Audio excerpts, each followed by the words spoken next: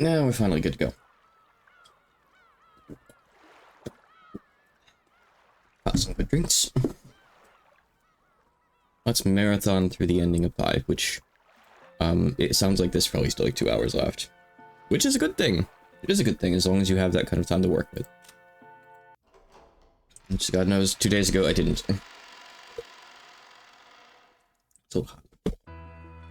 So. To kind of reiterate where we are, we're still not in the tea party quite yet. We did the big, Umineko courtroom thing. Umineko courtroom drama's over with. We came back here. Things happened and things haven't happened yet. Let's just read. Natsu was being confined in the parlor under everyone's watchful gazes. Then, Erika made use of everyone to diligently and persistently search all places, even Natsu's room, for clues about her motive. Right, so she's found out everything except her motive, so she claims. Yeah, so Battler has, you know, well, had before he got literally murdered, really killed. He had a red truth that said that Natsu didn't do it, but he couldn't prove it, so he couldn't use it as evidence in court. I like how much the rules have changed here in episode 5. Suddenly the red isn't quite the weapon it used to be. Well, now that we've all gathered, just what is it that drew Bushido and Natsu to commit these terrible murders? Through my investigation, I, the detective, Furuta Erika, have discovered the general outline that explains this. I would like to announce it now. Everyone remained silent, urging her to continue. Erika tossed some of Natsu's possessions that had been confiscated onto the table. First, these are past diaries that were discovered in Natsu's son's room. They have barely been used at all in recent years, but they describe in detail the period shortly after she became a part of the Ushimura family. Ugh, mucus in there. Most of them were locked, but in order to find the full truth behind this crime, I used my authority, which everyone has acknowledged, to destroy the locks on all of them. How barbaric. Reading another person's diary. If we're barbaric, what does that make you a murderer? A criminal like you has no right to privacy. And this is what I found from those diaries. Natsu's-san ended up married to Kraus-san due to special circumstances. I imagine that all of you here know much more about this than I do. Natsu's-san and Kraus-san were not married because of love, or as a normal arranged marriage. If anything, it was more like taking a hostage. That is not true. This is written on the 24th page of this red diary. I am a hostage being imprisoned by the Ushimura family under the guise of marriage. However, if everything can be resolved this way... Natsu's-san, right here, you've already acknowledged that you were a hostage. Kumasawa-san, you have served Natsu's-san since the time she first came here, right? Would you tell me about what it was like at the time? She used to be relevant. Yes, that's correct. I did catch wind of something similar to what you describe. I think that by now, only Dr. Nanjo and I know the details regarding Madame's marriage. Very true. It was during Kinzo-san's golden era, when he did whatever he pleased. He defeated all of his enemies and expanded his financial power. Natsuyu-san's family was one of those enemies. As though the time to talk has suddenly come to hand, Kumasawa and Nanjo openly delved into territory that should have never been touched upon again. History. You don't want to erase history. This was concerning the period during which Kinzo was most feared for his ferocity. It had been said that, though Kinzo had many assets and connections, he held a grudge after being looked down upon by members in the elite as being an upstart. Because of this, apparently, Kinzo wanted to find Kraus a wife from a noble family and use this to raise the Ushimura family status. Then he overcame Natsu's family in a financial struggle, and proposed that a marriage be performed as a method of reconciliation. Literally just, I'll take one of your children, and we'll call it even. Which is, pretty bad. Not the worst thing Kinzo's ever done. But you didn't hear it from me. But still pretty bad. Don't worry, someday we'll get even more Kinzo backstory than this. And the person he picked was Natsuhi. Natsuhi had been raised to be clean and pure in a family of Shinto priests, making her a true noble lady. By choosing her, not only did Kinzo cause them the worst possible humiliation, he also won what he considered to be a nice trophy. So that marriage proposal was humiliating to Natsu from the very beginning. I mean, even if Erika couldn't figure out the why done it, well, it'll lead to her being upset probably. But I don't think we'll change the conclusion. Regarding the aforementioned facts, both Kumasawa-san and Dr. Nanzo's claims just now match with the contents of the diaries. Therefore, since the time Natsuhi-san first took the name Ushinomiya Natsuhi, she has held a strong resentment against the Ushimura family. What do you have to say, Natsuhi-san? Do you acknowledge this? All the cold gazes turned to face Natsuhi.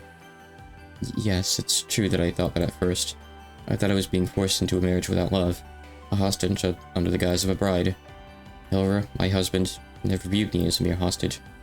He understood what I'd gone through and gave me compassion and affection. My husband was the only person who could understand me. I see. That makes sense. And there are many scenes in your diary showing that Kraus-san knew of your difficulties and showed kindness. However, on page 47 of this diary, you describe these moments as being unpleasant, correct? Let me read aloud. When Kraus tries to show kindness, it only makes me feel more wretched. Sometimes, I think he might even be trying to humiliate me further. Therefore, we can tell that Natsuhi repaid her husband's kindness with contempt. But wait! Yes, I may have thought that at the beginning. Back when I was still overwhelmed with unease, I couldn't accept his kindness and wrote my distress from time to time. I could have get this mucus out of here. You put me out or something.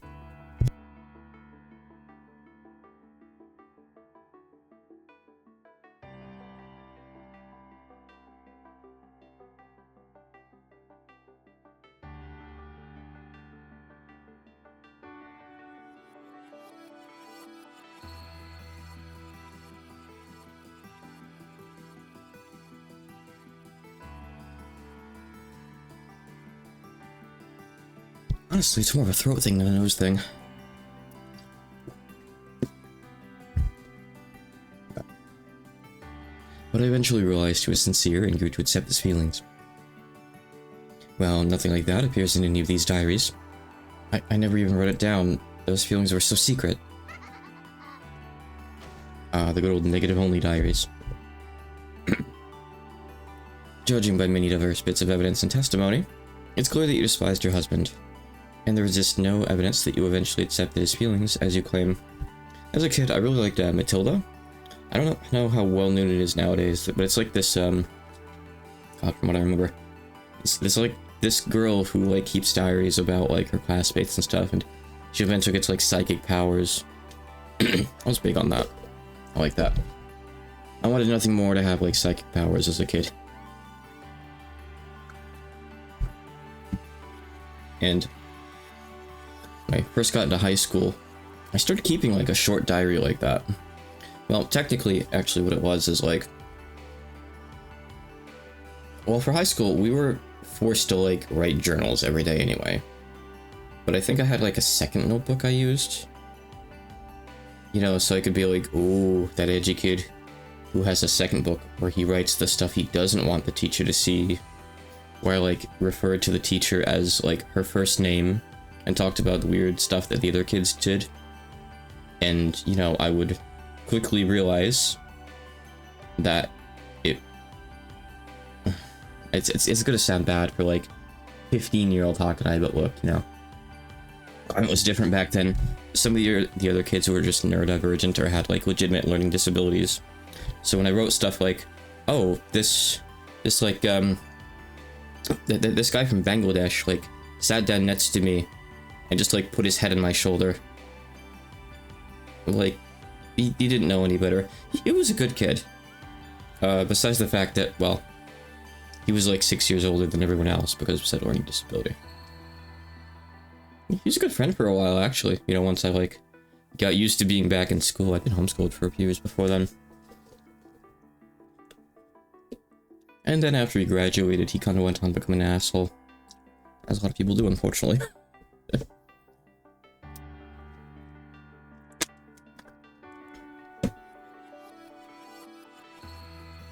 Sorry, weird all over the place story. I loved my husband. You can't find any testimony or evidence that can be used to elevate that statement to the level of red truth, right? Does anyone need evidence to say they're in love? You can't trust anything besides the red truth. Statements that aren't read don't count as evidence at all, and they can't be trusted at all. Apparently sometimes the red can't be used either. Thanks, Nox. All non-red letters are falsehoods that exist to deceive me. I love you. Who would believe that when spoken with a white text? Non-reds No non-red words can ever be trusted. You say you love me. Give it in writing. Otherwise, we're not going anywhere with this. All I can trust in this world are the red truth and the pieces of evidence I offer my master to gain it. You lying human who can't speak the truth. Humans lacking the red truth have no right to speak of love, or the heart, or truth. Did you know? Men aren't as stupid as you women think they are. Men never really take it seriously when a woman says, I love you. Erica has a bad view of people. What a pitiful person. I see that you've never truly loved someone. Romance is unnecessary for a detective. I don't think I've ever used the word romance except to explain a motive for murder. No matter what you say, we loved each other. I should be apologizing to my husband for always writing down my complaints and nothing else. But I've devoted my heart to him. Even if I can't prove it, that is the truth. Rejected. Kaka. She probably says kaka there. Yakashimasu. Hi. You just don't know when to give up, do you? By now, due to evidence and testimony, it's clear you hated both your husband and the Yoshimura family. That's right. I can't even count the number of times I've heard you complain. Oh, and you've never talked behind Hideyoshi-san's back?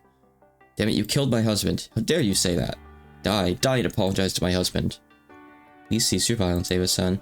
This is now the precious moment where I question and convict the culprit. It's not yours, okay? Well then, over the next several years, she appeared to have gotten used to a new way of life. But in actuality, an intense hatred still lurked in her heart. Taking that into consideration, there would be nothing odd at all about her deciding to take revenge. It's a bit cheer a little. You know how these chairs can, like, you know, typical, like, office chairs can, like, their hydraulics start to kind of die, and over the course of a day or two, they'll, like, sink down an inch or so. You gotta put them back up. I'm at that point, unfortunately. This chair's only a couple years old. But when you consider that I sit in it for most of every day, that time adds up and suddenly the chair is like 20 years old. Not to mention, keeping anything new and fresh with 8 cats in the house. Each time Erica read Natsu's diaries, one after another, she exposed more of Natsu's emotions during those painful days. Natsu hadn't written them to leave those words behind. She had written to forget these memories and seal them away. That's why she had written down her feelings during those painful days, locked them up and sealed them away for eternity. However, Erica claimed that these were Natsu's true, hidden feelings that had been locked away and concealed. Since it had already been concluded that Natsu was a murderer, everyone accepted Erica's claim. By this point, the red truth wasn't even necessary to establish Natsu's motive. As long as the reason seemed plausible, everyone would believe it. No matter how much Natsu might object, no one would believe her. No one could accept the truth Natsu spoke of about the days she'd spent loving her husband. That had been painted over by a false truth in which she hated her husband and swore revenge against him. The pen of the gods that composes the truth had been given to Erica. And so what? Who gives a damn about your past? Murderer! Murderer! Stop that. I can understand how Natsu-san felt. I always thought this day would come, eventually. Poor thing, poor thing. I think she's just one of the pitiable victims of father's wildlife. I knew of the pain in Madam's heart. I always tried to support her, but I failed, and look what has happened. I don't even understand the emotions of love and hate. Thanks, Canon. We didn't ask. You will, someday. It can become a reason to live, and also a reason to kill. Shannon is speechless.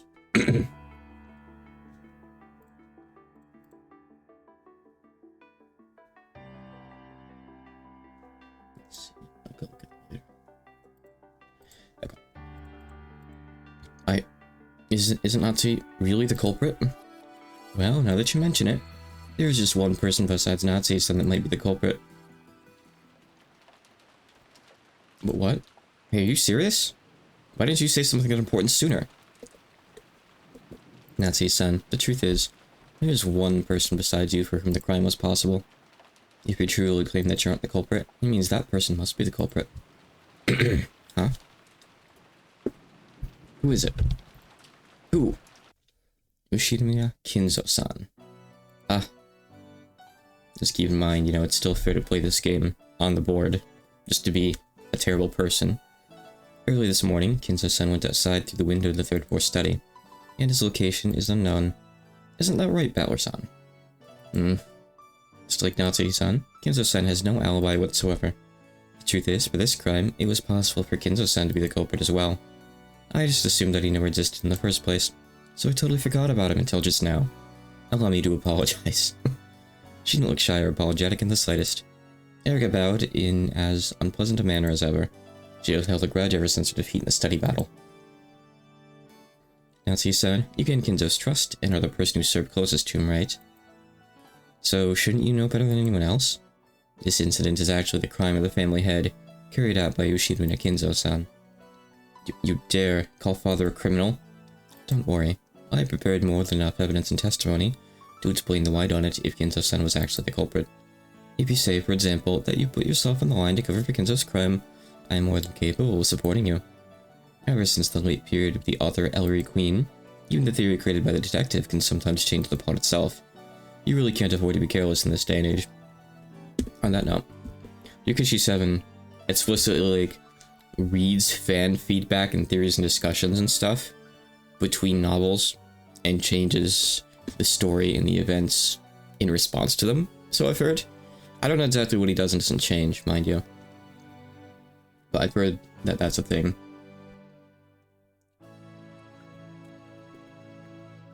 Just like Scott Cawthon. Yeah, he truly is the Scott Cawthon of Japan. Japan's Scott Cawthon. I won't let you treat father like the culprit. 2 nights at Rakenjima. 8 episodes in Umineko. Natsuki-san, calm down, place your hands on your chest and think carefully. If you accuse Kinzo-san of being the culprit, this entire case will be resolved. You will no longer be held accountable for another person's actions, and your honor will be restored. In other words, by pushing the crime onto Kinzo, Natsuki would be saved. Who is I don't know if there's like an equivalent to game theory in Japan or anything like that. If there is, show me. I want to hear all about that. I want to get into that.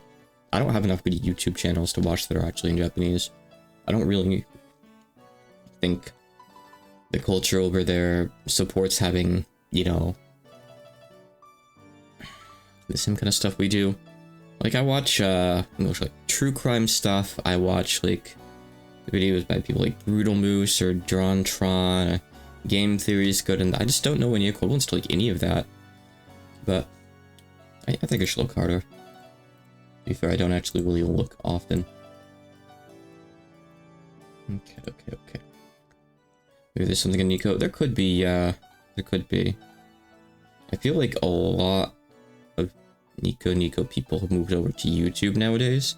I feel like Nico is more like for music and like animations and stuff.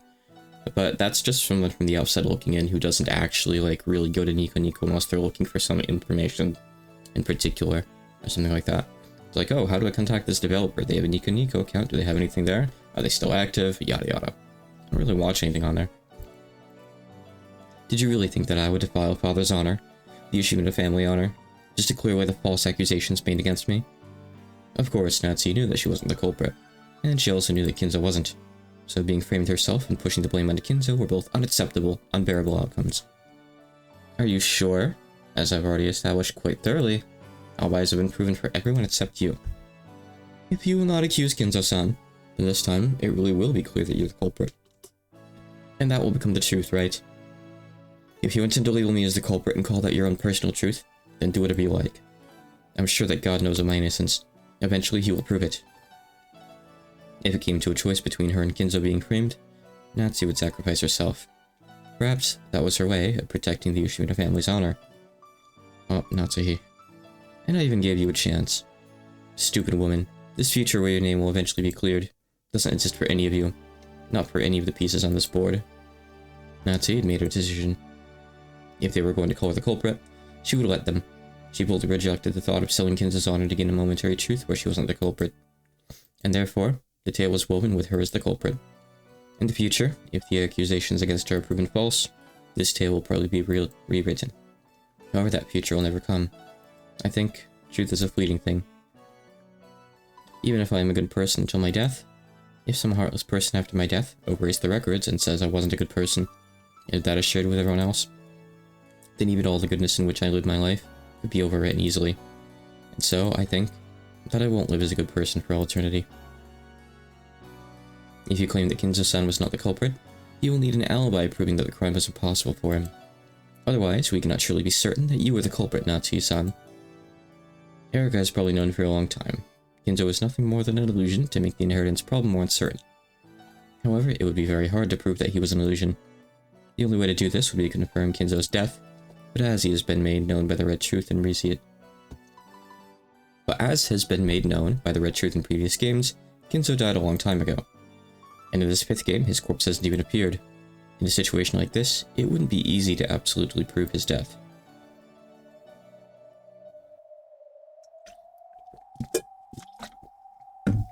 If Kinzo's death was confirmed, it would practically erase that feat in the study. It was the only way Arca had of removing the humiliation of that loss. And there was something that could confirm Kinzo's death almost as certainly as real proof, and that was the confession of the culprit. It would mean having Natsu herself acknowledge that Kinzo no longer existed in this world. That way, it would be acknowledged that Erika's reasoning in the study was correct. That will also be painted over, and it would be rewritten as Erika's victory. But she has no reason to do that. Battler hung suspended by Delina's red longsword. Beato had disappeared by having her distance denied, and her minions had gone too. In this cathedral that they disappeared from, only Natsu and the witches convicting her remained. So, you still claim that Kinzo is alive and remains somewhere on this island? That's correct. Father is in good health. No matter what anyone says, I will not change my statement. The Red Truth from the previous games says that Kinzo was already dead, but that's not enough to satisfy you, right, Burn? Yeah, that's right. I'm after a perfect victory. So there's nothing interesting about getting a checkmate, just because Kinzo's death has been confirmed by the Red. I want to win by forcing Natsuki to say she's resigned. Then why don't you try it? Show us what you've got. My master, let us now achieve a perfect victory. Of course. Natsuki, you say Kinzo is certainly alive, but you don't know where he is, correct? Yes, that's right. Father left through the window and his location is unknown. He's so troublesome sometimes. Lambda, I'm gonna make Kinzo's location from midnight until the morning absolutely clear. From midnight until morning, Kinzo stayed in the same room. Well, that's true. He was a corpse after all. No, I'm sorry. That's right. Totally right. I won't butt in. It sounds interesting, so keep going. From now on, I'll use the word Kinzo to refer to the living Kinzo. After all, Natsuki claims that he's alive. I'll say more with the Red Truth. Kinzo does not exist anywhere outside the mansion. Isn't that right, Erika? Yes, my master. I searched for Kinzo all over the premises outside the mansion. The entire island. However, I wasn't able to find him. Because of the detective's authority, Erika could find all clues. Therefore, if Erika was unable to find a hint that Kinzo existed outside the mansion, it was the same as proving that Kinzo didn't exist outside the mansion. Therefore, Brinka still repeated that truth of Erika's. Kinzo does not exist outside the mansion. Hey, Natsuki. If Kinzo does exist, then this means he must be somewhere inside the mansion. Do you have any idea where Kinzo might be hiding? How could I know? After all, think of the weather. There would be nothing strange about him leaving the courtyard to hide somewhere in the mansion and dry the rain off. From this point forward, I will repeat the same thing several times. I'll give you many chances for an honorable surrender. If you're too stubborn, you'll lose even your true honor. No matter how you threaten me, I will not give in. I just love teasing pieces like you. Then let us continue. For the aforementioned reasons, it is unthinkable that Kinzo-san could have been somewhere outside the mansion. So first off, I performed an extensive search of the 3rd floor where the study is. However, there was nowhere he could have been hiding. We couldn't find any trace of that on the 3rd floor. So then where is he, Natsuki-san?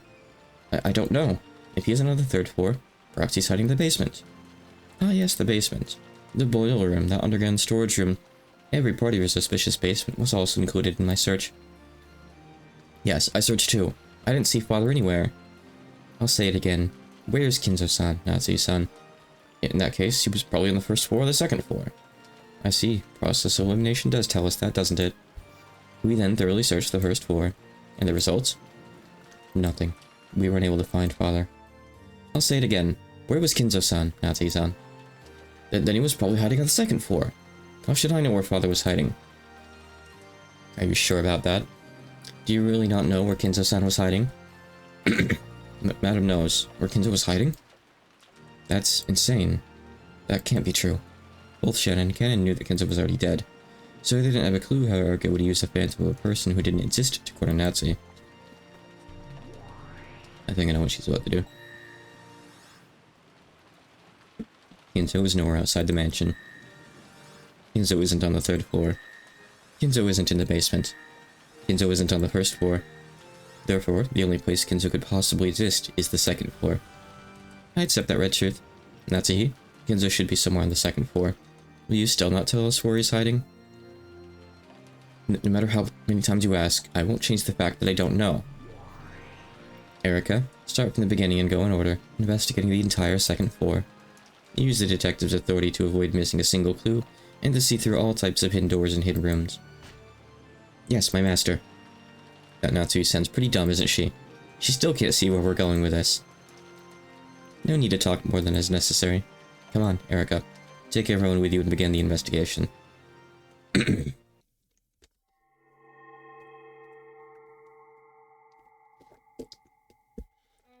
Erika used her detective's authority to take everyone, even Natsuhi, and go up to the 2nd floor to search every room, starting at one end.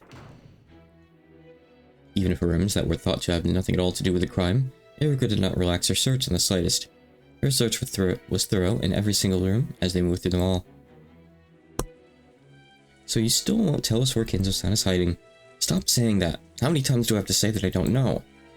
Natsuhi-san, even if we do keep searching, we'll never be able to find Kenzo-san at this rate, right? Of course, Kenzo doesn't exist. No matter how long the search continues, it's just a waste of time. This was known by Erika, the Witch's Peace, and Natsuhi, the one who knew the truth. In that case, this search will end in the room at the far end of that corridor. In other words, it will have been proven that Kenzo wasn't in any of the rooms except that one. What do you think about that? He isn't on the 3rd floor, or the 1st floor, or the basement, and he isn't in any of the rooms on the 2nd floor except the one at the end. So if he really did exist inside the mansion, it had been proven that he could only exist in that room at the end. In other words, this was Hempel's Raven. Because it had been established that a living Kenzo couldn't exist anywhere except the final room at the end of the corridor, that automatically meant that a living Kenzo existed in that final room. Yeah, I'm surprised Real isn't here. He'll probably show up at one point. He's a little late. And that room at the end of the corridor was? Oh, which room was at the end of the corridor again? And the Delta was munching on a refill of popcorn. That's Natsuhi's room, Lady Lame the Delta. In other words, Kenzo had no place to hide except inside Natsuhi's room. Do I need to say it in red? Of course. Kenzo does not exist anywhere outside Natsuhi's room. Well then, that means this room is the only place left. It means Kenzo-san isn't anywhere outside this room. Isn't this my room? Where exactly in my room do you claim Father's hiding? In a rage, Natsuhi unlocked the door to a room and pointed inside. Of course, Kenzo was nowhere to be seen. Do you see Father anywhere in here? Look. I see. Looks like he isn't here. Did he realize we were coming and escape out the window? If Kenzo wasn't in this last room, it meant that he didn't exist anywhere. There was no living Kenzo outside the mansion. There was no living Kenzo inside the mansion. Therefore, no living Kenzo existed. However, Erika didn't make that argument. She had pointed that out herself without making a checkmate. It was because Brinka still didn't want to win by cornering Natsuhi with the red truth. She wanted to force Natsuhi to accept the humiliating resignation. I have not only been searching for Kenzo-san himself all this time, I have been looking for signs that Kenzo-san hid somewhere between midnight and the morning, and no such signs have existed. In other words, from midnight until morning, Kenzo was always holed up in the same room, and that was Natsuhi's room. It means the checkmate of red truth has finally cornered the piece known as Kenzo's phantom inside Natsuhi's room. Hey, Natsuhi-san. This means you were with Kenzo in this room until morning. Do you still claim that you didn't know where he was? I'll acknowledge it with the red truth. During the night, between midnight and morning, a living Kenzo could not have existed anywhere outside Natsuhi's room.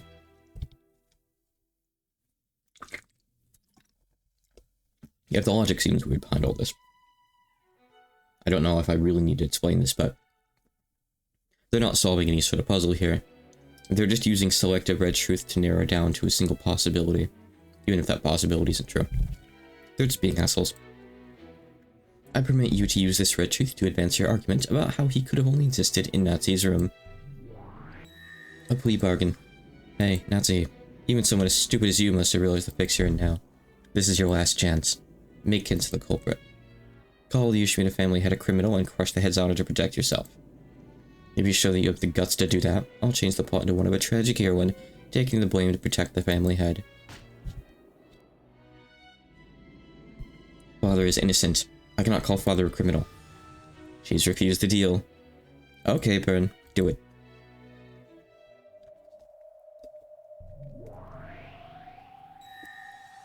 During the night, between midnight and morning, there exists no place for a living Kinzo to exist except inside your bed. What? And what? What do you mean by that? After conducting a thorough search of this room and a detailed scientific examination, I discovered that Kinzo did not exist anywhere in this room between midnight and morning. However, your bed is the only exception. A shocked silence dominated the room. Nancy completely forgot how to close her open mouth.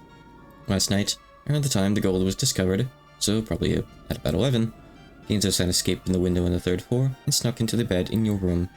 And as an even more unfortunate result from my investigation, it has also been proven that you were sleeping in that bed. I'll repeat it. From midnight until morning, a living Kinzo could only have existed inside Natsu's bed. And last night, Natsu also slept in that same bed. Wow, look how close they were. So you two were so close to each other you slept sharing the same pillow? Blue truth. Therefore, it is suspected that Natsu and Ushima Kinzo had sexual relations with each other. I'd honestly totally forgotten that, like, Burn Costello went this far. This is literally just bullying. This is harassment. Now, so you just log off. You don't need to see this. Why else would a man and a woman share the same bed all night long? How rude to think that I would do such a thing with a father I respected so much. I won't allow you to say such things. That's a he. Use the red truth to counter this blue truth. Of course, since you aren't a witch, there's no red that you can use. So I'll speak with the red truth in your place. At least, I will if you can show me convincing proof. How could such proof even exist? How low are you willing to sink to mock me? Damn it. Natsu tried to attack Erika, but Ava pinned her arms behind her back so she couldn't do anything. I'm kind of surprised though that like everyone is actually going along with this in universe. Whatever. Only slightly. In order to take revenge against the Ushimita family, you first schemed to take control of everything the family owned. Gotta breathe. Gotta breathe. For that reason, you used your body as a weapon and ensnared Kinzo-san. I never did anything of the sort. I've never given my body to anyone except my husband. I understand why you want to deny it. The testimony from several witnesses has already made it clear that you've had repeated... Oh, I see. I thought I was going to say so. Repeated secret meetings with Kinzo-san. After all, last night, you went to say goodnight to Kinzo-san. We're just the two of you alone in a study, right?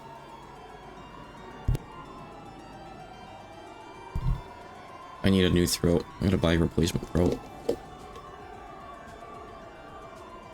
Clearly. And beyond that, I have collected multiple bits of testimony regarding clear traces of sexual intercourse. Are you sure about that? Are you insane? Who was it? Who said something so ridiculous? Goda? Shannon? Was it Ava-san? Why is Goda coming up here? Is there something else Natsu's not telling us? Yes, you must be behind something this ludicrous. Who was it? Who? I've received testimony from those involved. Wow, this is pretty fatal. No room for doubt now. Hey, Natsu. Looks like you don't even have a scarf of honor left now. But I'll give you one final chance before I build you the worst of all possible fragments. Go ahead and say that Kinzo wasn't there, okay?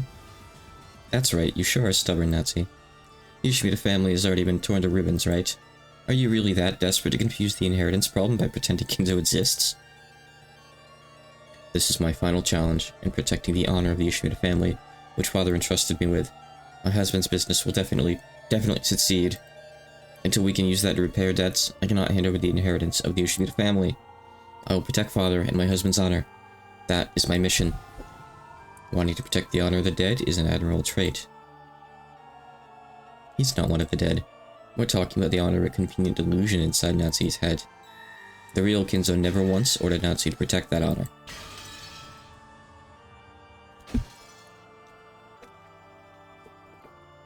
As Natsu screamed, she fell down to her hands and knees.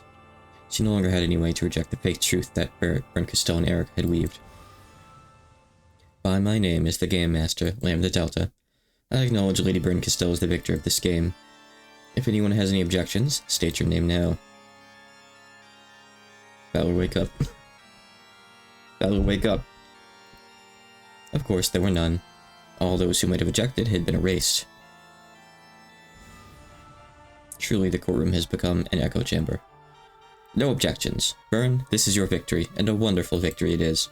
Now you must weave the fragment of the truth.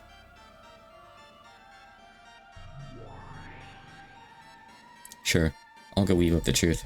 This is the truth of this sad, pathetic tale. Though I did want Natsu to acknowledge her crime while half laughing, half crying. After all, that's standard in the genre, right?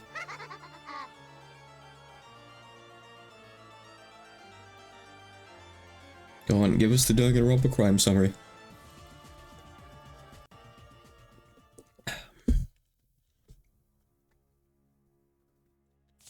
After being forced into a marriage she hadn't wanted, Nancy developed a grudge against the Ushimina family, and was filled with a desire for revenge. From the trial synopsis, page 3. Nancy, also hoping to take revenge for the financial submission her parents' family had been forced into by the Ushiminas, schemed to capture the Ushimina family's wealth. From the trial synopsis, page 4. Knowing that the wealth of the Ushimina family was, in practical terms, under Kinzo's personal control, she initiated sexual relations to curry favor with him and managed to ensnare him. From the trial synopsis, page 7. From the Burn Crystal docs, page 682. It's a lot of docs. To curry favor with Kinzo, Natsu repeatedly imitated Beatrice, the witch of Kinzo's illusions, and engaged in sexual acts. Kinzo saw his long-lost mistress in Natsu and was easily ensnared. Furthermore, by chance, she was sometimes witnessed in disguise by the servants, and this became part of the foundation for the legend of the witch. From the trial synopsis, page 8, from presented evidence number 17, from the Burn Crystal docs, page 802. So she's setting Natsu up to be Beatrice here. Out of pure spite. However, late at night on October 4th, 1986, Ushimina and Battler discovered the hidden gold. The relatives were in an uproar and decided that Battler should succeed the headship, so Natsu planned the crime. She murdered the children in the so-called cousin room and tried to frame Battler for the crime. Furthermore, Genji was murdered for opposing this scheme. Later on, Hideyoshi was also murdered. From this point on, she displayed the strong intent to indiscriminately murder all those involved. From the trial synopsis, page 27, from supplemental materials, B, page 61, from the Burn Crystal docs, page 1103. Are the Burn Crystal docs the entire transcription of episode 5? Including what we're reading now? The following outlines the details of the crime. Midnight, October 4th, 1986. Natsu decided to commit the crime. She asked Genji to assist her, but was refused, so she murdered him. She then murdered her husband Kraus in his own room. From the trial synopsis, page 40, and supplemental materials, S, page 8, from Burn Crystal docs, page 1105, from GC Internal Docs, General Affairs A09, 9974. Absolutely not canon. That's what they said in red. So far, all they've done is deny other possibilities in red. They haven't said this happened in red. On purpose. Afterwards, she went to the so-called cousin room on the second floor of the guest house, waited for Rosa to join the rest, and killed George, Jessica, Maria, and Rosa. She damaged the necks of those corpses. Afterwards, because there were people in the lounge on the first floor, she waited in an empty room on the second floor. She hid in this empty room until the people in the lounge dispersed and went to bed. From the trial synopsis, page 41, supplemental materials S, page 10, Burn Crystal docs, page 1131, GC Internal Docs, General Affairs, A099974. The people in the lounge dispersed just after 3 a.m. Natsu left the empty room and escaped from the guest house. She returned to her personal room where she met up with Kinzo, who had been hiding there. She stayed there until morning. Kinzo left the room early next morning and concealed himself somewhere near the guest house. From the trial synopsis, page 41. Okay, I'm gonna start skipping over this. I'm not reading that every time. It's getting longer and longer every time. Every few times it gets like another line added. Afterwards, Kinzo saw his chance and carried off the corpses as 6 victims, one by one, hiding them. Unfortunately, these hidden corpses have not been found. From the trial. Yeah. Natsu, who had failed in her scheme to cast suspicion on Battler, changed her plan to include the murder of all present.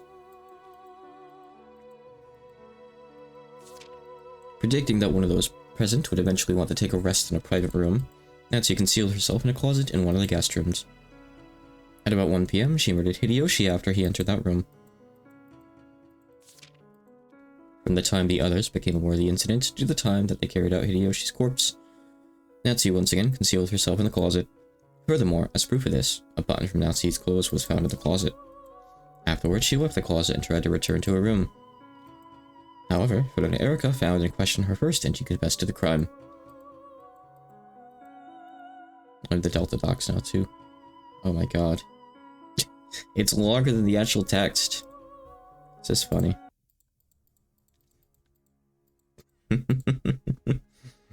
Bernicus still docked.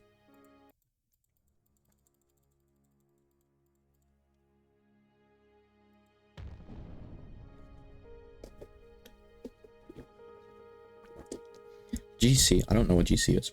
GC official notice number 01724434.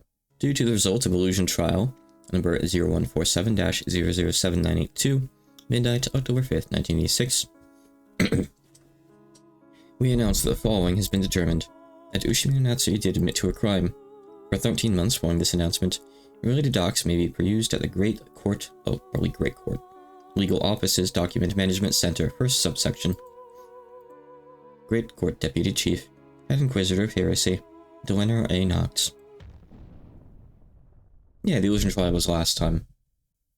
The big funny trial. Then let's all assume that I did it, okay? That's what you want me to say, right? As though she'd given up and decided that it'd be useless to try and talk her way out of this any longer. Oh, Natsu screamed that out. It was a sad incident. I wanted to believe that, despite the pitiable circumstances that led to her marriage into the Ushimina family, Natsu just might have been able to grasp a sliver of happiness, together with Uncle Kraus and Jessica. However, by Aunt Natsu's own doing, Uncle Kraus, and even her own beloved daughter Jessica had been heartlessly killed.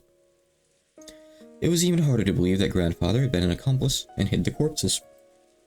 However, judging by the clear testimony given by several people who knew him, grandfather's mental state for these last few years has been far from what anyone would consider normal. And we haven't seen this in a while. Perhaps possessed by mad devotion to the mistress he had lost long ago, grandfather might truly believe that Aunt Natsu was a reincarnation of Beatrice. Where's grandfather now? Like Erika theorized, did he really believe that he could revive Beatrice by carrying out murders following the epitaph? Succumbing to Natsu's cajolery? Right now, is he holding some kind of disturbing ceremony with the bodies he carried away? I mean, if we didn't know it was wrong, it doesn't sound totally implausible for the setting. Are you satisfied now? This is what you wanted to make me say, right? Aunt Natsu sobbed as she spoke. This is your revenge, isn't it? You, the man from 19 years ago. This man from 19 years ago that Aunt Natsu kept mentioning was supposedly someone who would caught her in some sort of trap. However, she'd only mentioned that this man from 19 years ago existed, and she most certainly hadn't tried to explain what had happened 19 years ago. I'm sure if that man's underling is one among us here. I'm sure that right now, that man is ridiculing me through one of you. Then tell me, are you happy now? Is a bit of that pain and suffering you've endured for 19 years gone away? I finally understand. The reason you've cornered me so far is because you wanted to make me acknowledge that, right? Natsu-san, other than us, there's absolutely no one here. Please stop this insanely desperate charade and quit pretending that someone who doesn't exist actually does. No, she's really good at that. Erika laughed mockingly, but as Aunt Natsu looked at us, no, as she looked at some being behind us, she hung her head and shook. Then, she confessed to her sin.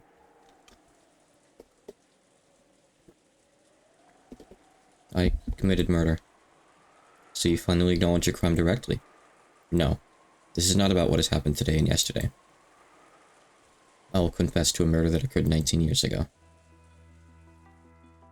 Erika gets her big, the monologue she wanted from the criminal now.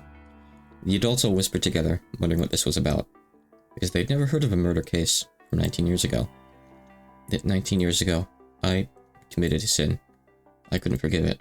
That baby. Baby? Now what are you talking about? On that day 19 years ago, Father entrusted me with a baby. Since I still couldn't bear a successor on my own, Father told me to adopt the child. And he made me hold a baby that he said had been brought here from an orphanage. Do you have any idea how humiliating that was to me as a woman?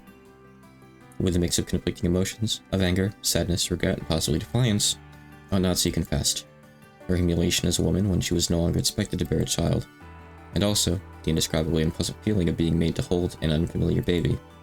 It caused her great sadness and rage, and before very many nights passed, it ate a hole into her heart. And then, I sold my soul to demons. It happened when I walked through the rose garden to the arbor, along with the servant holding the baby. I wanted to be alone. That female servant holding the baby faithfully followed me everywhere.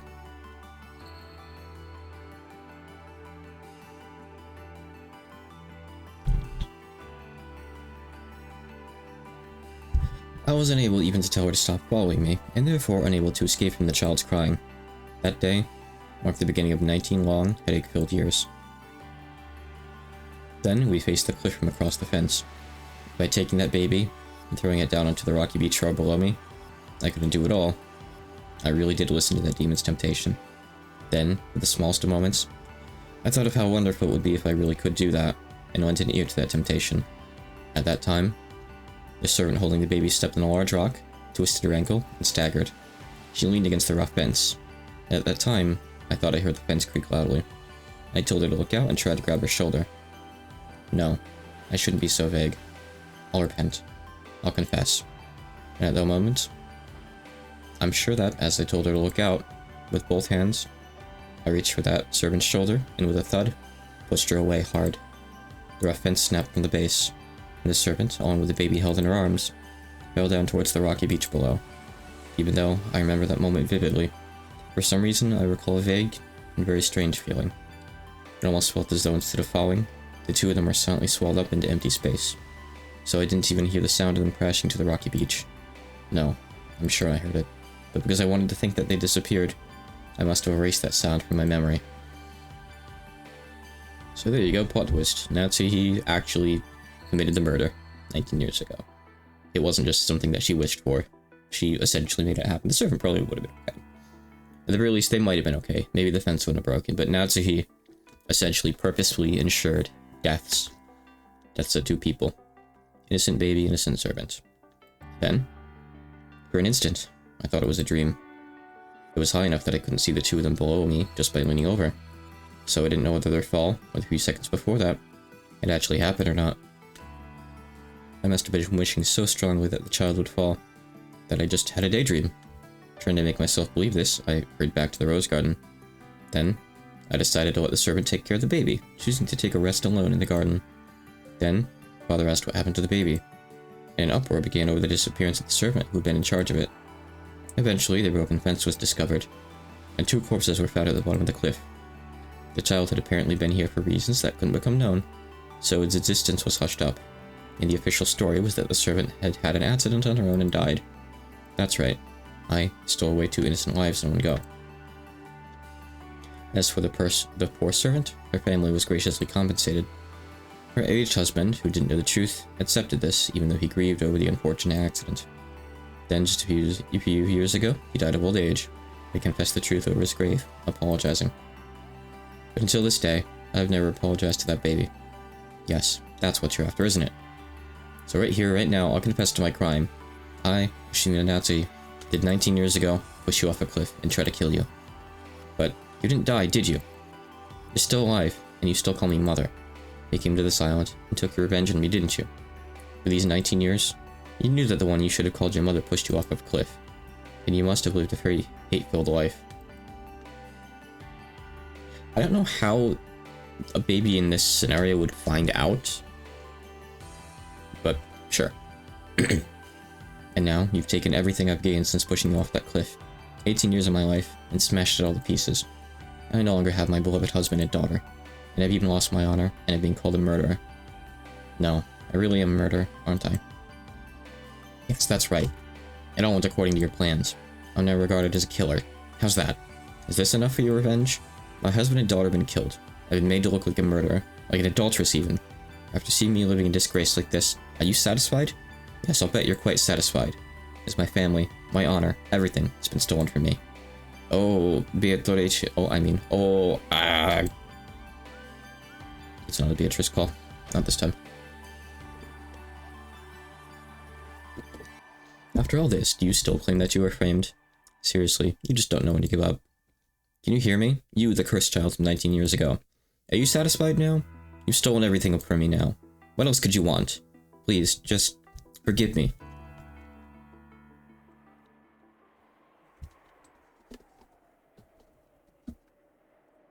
It's useless, isn't it? Huh? Battler sound. Did you say something? It's all useless. But Battler couldn't? Battler not dead? Yeah, it's useless, isn't it? It's all useless. Okay, and that's where it ends, and we're gonna go to the other things. Beatrice in large letters. So here's our summary then. The game's suspension, huh? I'd honestly forgotten, like, going into it until maybe halfway through or so that Game 5 just doesn't finish at all. It's a cool idea. I like it.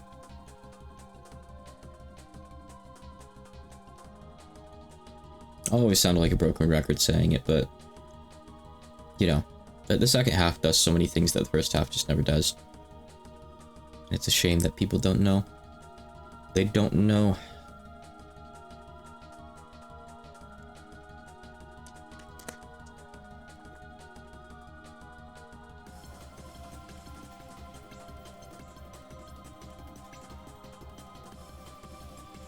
You have to list out all 7 of the stakes, don't you? Oh, all the Chiestra sisters. All of the goats.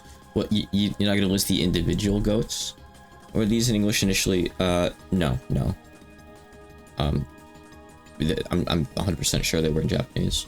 It wouldn't make any other sense otherwise.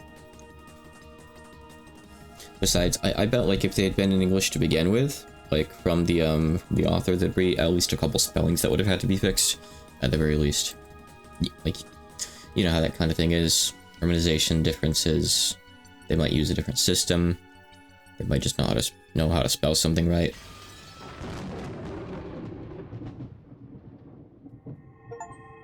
Good. Alright, give me just a minute. Then we'll come back and do the tea parties.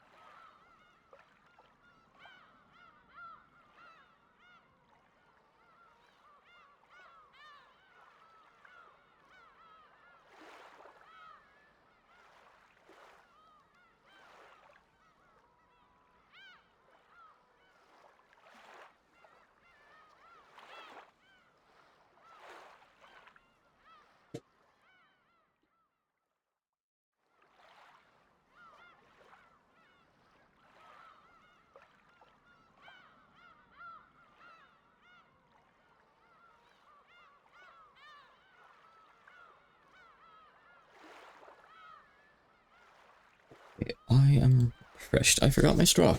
Never mind.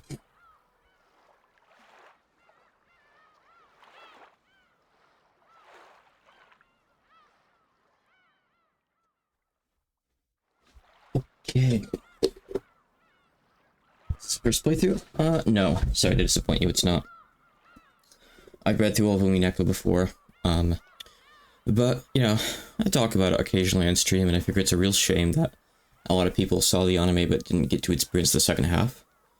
So, I wanted to revisit it. So, I'm already all the way up to episode 5. Just about to finish it. I've only ever read through the second half of Umineko once, so considering how long it's been, God, it's been a lot of years now. I still am getting a lot of, like, surprises and, like, I don't remember exact stuff. One at a time. Well, I've been very, very much enjoying the revisit, I have to say. If even just a few more people can see the full story, then that makes it happy. It makes me happy. Erica, Delanor. Yes, my master. You called? I want you two to stay in this fragment and explain everything in the remaining 1st through 4th games. That pitiful transient witch who supports the illusion of the witch no longer exists herself. Expose the naked truth thoroughly. Leave it to me, my master. There's no riddle that I, Frida Erica, cannot solve. Of course. That's why you're my piece, my double. Rinka still wore a massive and horrible smile which Erica shared. We've seen way bigger ones from her. Beatrice's illusion of the witch would disappear. And the results in all the previous games would be painted over. It had been crushed in every way possible, and only the naked truth remained. I've actually been watching someone do their first playthrough in a Discord server every couple weeks. They do a couple hours or so. And it's been really entertaining watching, like, the progression through someone else's eyes for the first time of things like suddenly getting more and more fantasy over time. They're currently, I think, partway through episode 2. But just the look on their faces when they see stuff, like in episode 4 especially, happen. Well, not look on their faces, they're not like streaming the webcam. You know what I mean. I look forward to seeing their reaction to stuff like that. Because episode 4 is just really where it gets super silly.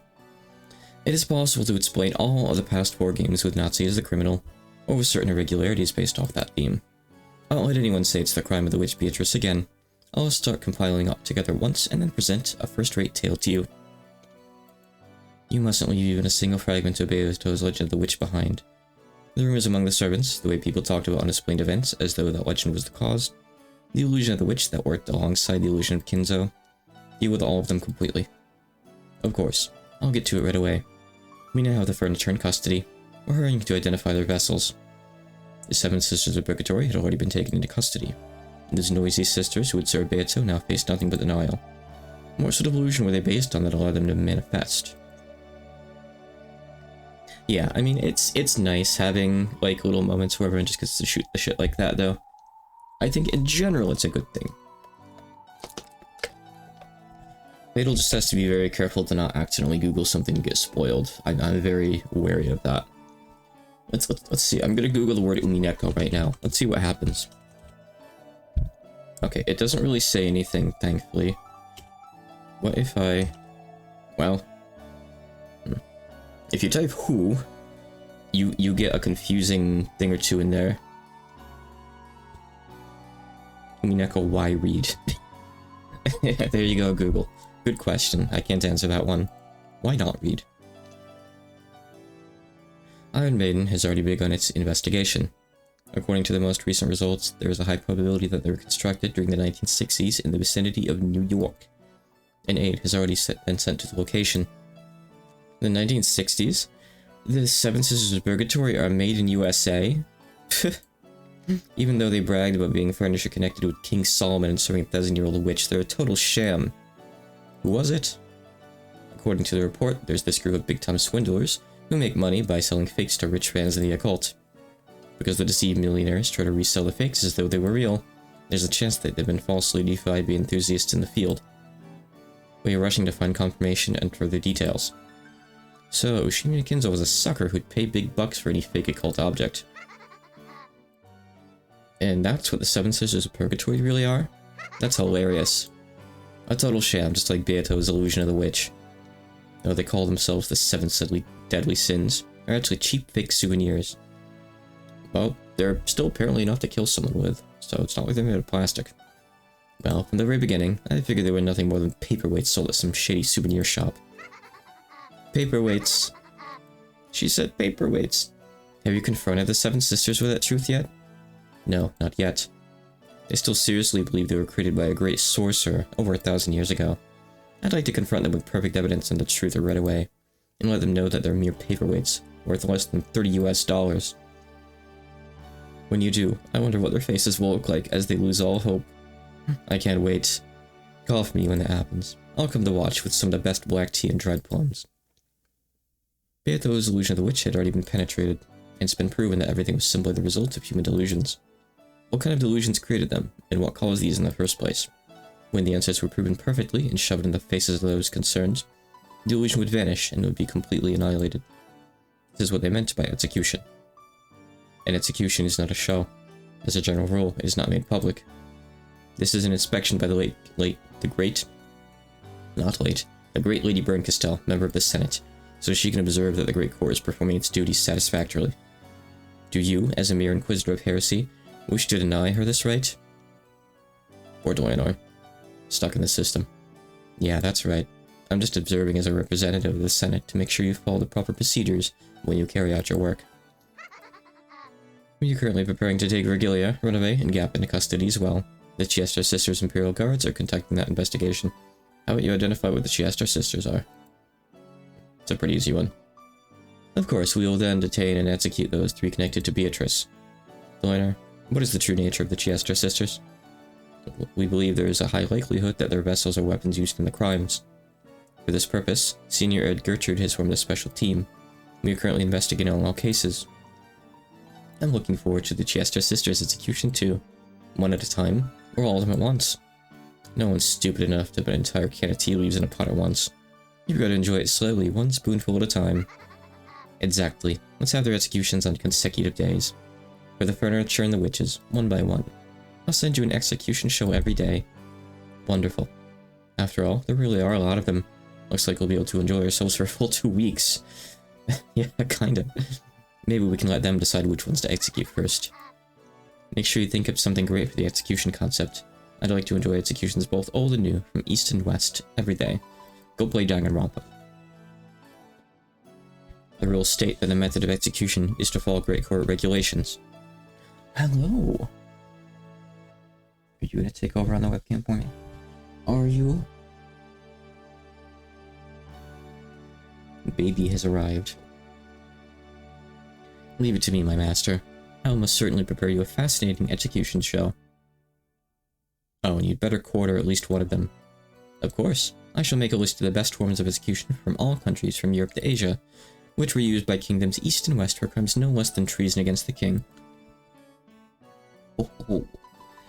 Oh, my precious little monkey. She's so intelligent. I'd like to think up some execution methods myself. Pondering that will be the perfect way to relax on those sleepless nights. I'll iron out my ideas and send you a letter soon. Certainly, my master. Then, we'll have the Berncastel style one as the grand finale. At the very, very end, when all the illusions are broken and Beato's magical compendium has been completely crushed, I shall present my master with that finest of executions that she desires. The execution of Beatrice. Thank you, Erica. Thanks to you, it seems I'll be able to forget the pain of my illness for a little while. Illness just equals boredom. Don't forget. I mean, Berncastel is sick, but we're talking like sick in the head. You're just perfect. My peace, my double, my baby boy, my pride and joy, my final fantasy, and my adorable daughter. Your words are too good for me, my master.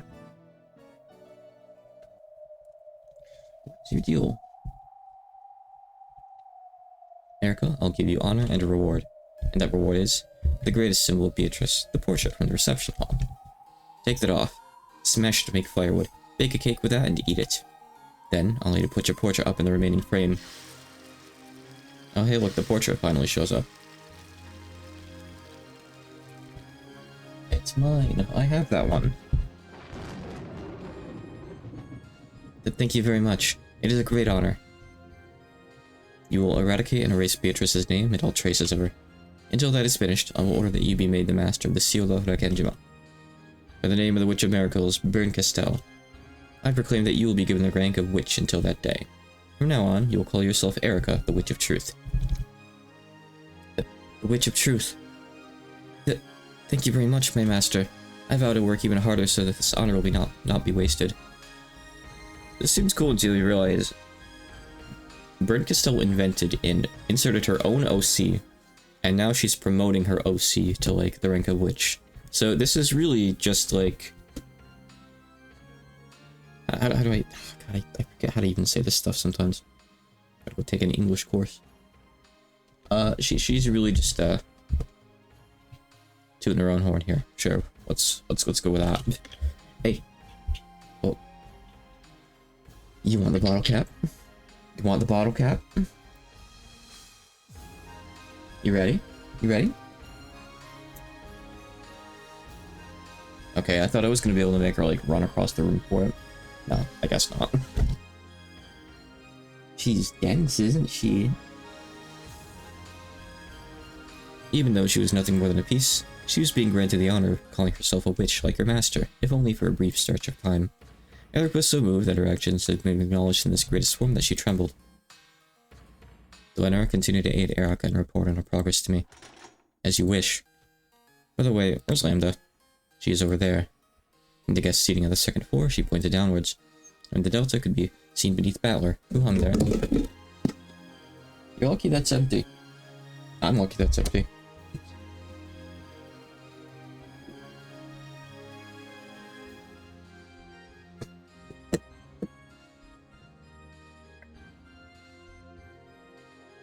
And the delta could be seen beneath Battler, who hung there dead and pierced by the red longsword.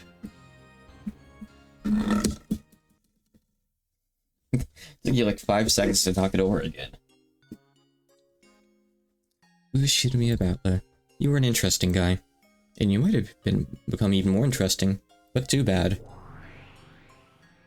What a wonderful way to die.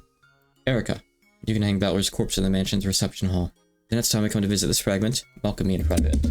What is your deal? Oh my god, cat. We're gonna put the water all the way over here. That's 3 times. Certainly, my master. I'll make that foolish man an eternal monument to my master's victory. That sounds wonderful. Really tasteful.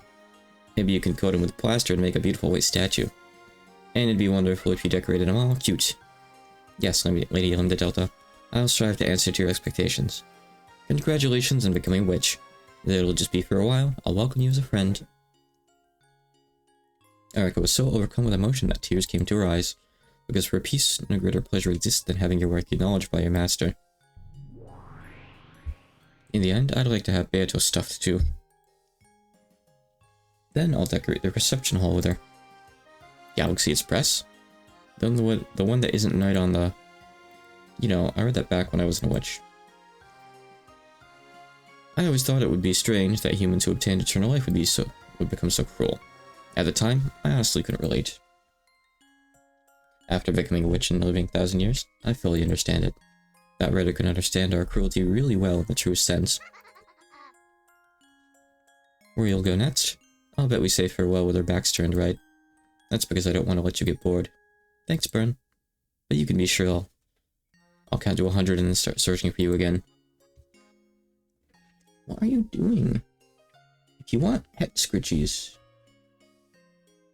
you can look at me and ask. You don't gotta go sit over there, stare at the other monitor. Burn Castell's not gonna give you head scritchies, trust me.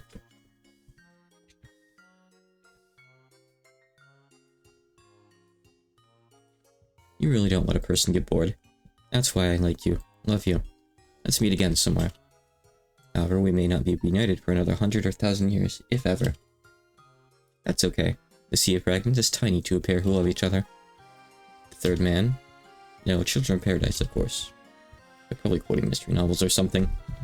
If you could escape the poison of just even a single night's, even a single evening's worth of boredom. Each time you smashed one of those countless fragments that glitter in this, like a starry night, even you would want to count the stars in the sky. Oh, not bad. The Voyager Witches. Okay. I think they're a bit more steady there. The Voyager Witches travel across the countless glittering futures of possibility. Hey! Get out of there. Don't mess with my cables, honey. And gobble them up, trying to escape their illness called boredom for as long as they can. The tiny, tiny fragment created by the human known as Beatrice had now been gobbled up by the two witches. Hey. You really gotta see what she's doing. What is your deal? And it had lost its glitter. The two who had earlier called themselves rivals in front of Beato now stopped that charade and laughed together playfully. Erica, new ruler of this fragment, weave the truth and create the tale that leads up to this world's demise. Then it was the 6th game, right? Yes, it's the 6th game. Decide the title for episode 6 yourself. After all, you're already the spinner of this tale, as well as the master. Thank you very much. Actually, I've already decided on one. Oh, already? Let me hear it. What kind of title is it? Yes, episode 6. I'd really like to leave you hanging for a bit, but I'll tell you. Come on, stop being a smartass and tell us. A newbie witch like you shouldn't be teasing your seniors.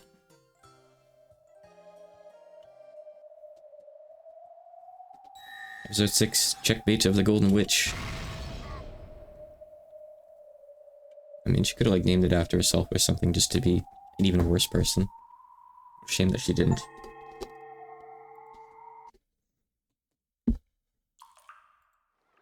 Okay, we have one more left. Is this one supposed to be the long one? I think Real was saying. Let me go take a quick peek on the wiki.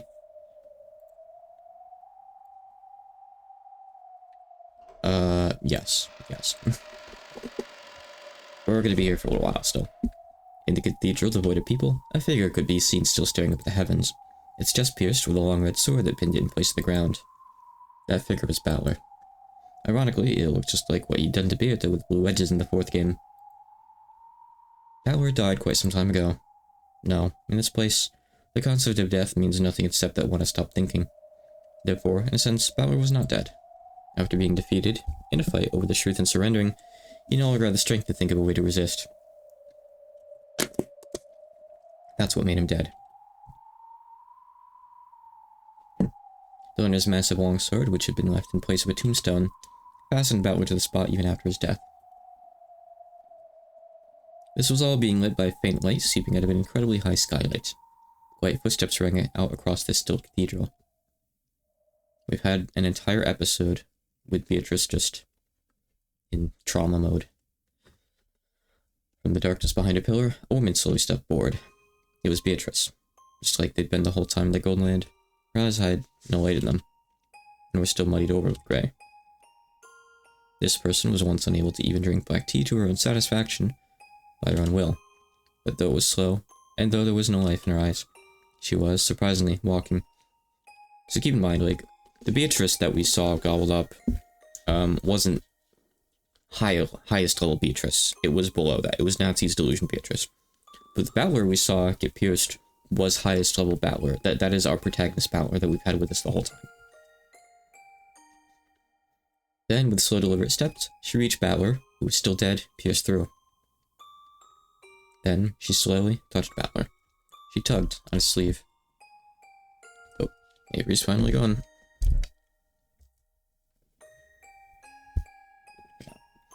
However, Balor showed no reaction, and she realized that it wasn't sleep, but death. The witch with a hopeless gaze let her head hang even lower. Then she quietly whispered, "You liar." Beato softly touched Balor. Then she pressed her forehead against Balor's chest. There was no longer any heartbeat. It wasn't just because he had surrendered. It was because the witches had chased him from the game board. So from now on, Balor would never return. So from now on, the Golden Witch Beatrice would have no reason to exist. Thank you. Liar. Goodbye. And... sorry.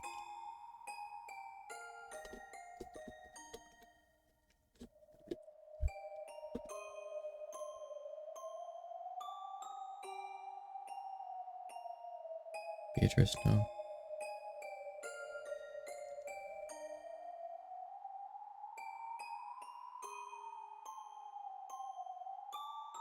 Don't worry, our story's still only a bit over halfway over.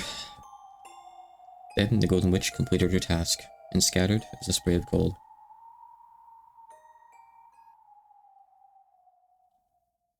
I wonder if the reason they didn't make the second half into an anime is because they thought it would just be too hard for people to keep track of and understand. It is admittedly a bit difficult sometimes, it's a bit chaotic. There's a lot of layers to Umineko, like, very literally, there's like a lot of like layers to what's happening. It's hard enough in novel form, I wonder if it would be even more difficult in anime. In the Golden Land, the grey rain gently continued to fall. There was a faint aroma of good black tea. Beata stared blankly at its surface. There was Virgilia continuing her knitting, along with me and Eleanor talking to each other. This is a recollection from Balor's memory, which Delinor's sword must have given him as it pierced him. A recollection of that time Delinor had come to visit the tea party in the Golden Land.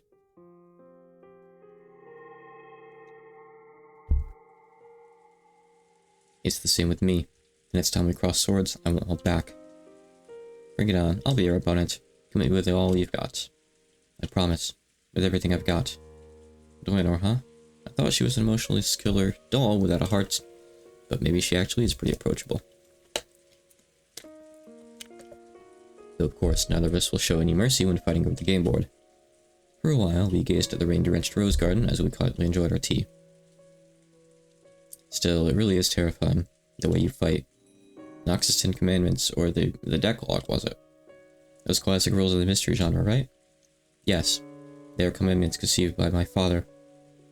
Hidden doors must not exist. That's Nox's third, right? That means there's no need for detectives to even look for hidden doors. Sounds pretty ridiculous. But Castell said it herself. She said that because they were permitted by Nox's third. Even searching for hidden doors was a waste of time. I'd like to counter that by saying it probably isn't so uncommon for a richest family to have a hidden door or two built into it. But apparently that sort of rule works perfectly well in the mystery genre. By the way, there are just many wonderful mysteries in which hidden doors appear, and where hidden doors are the theme. Of course, this is limited to novels which have the premise that hidden doors exist.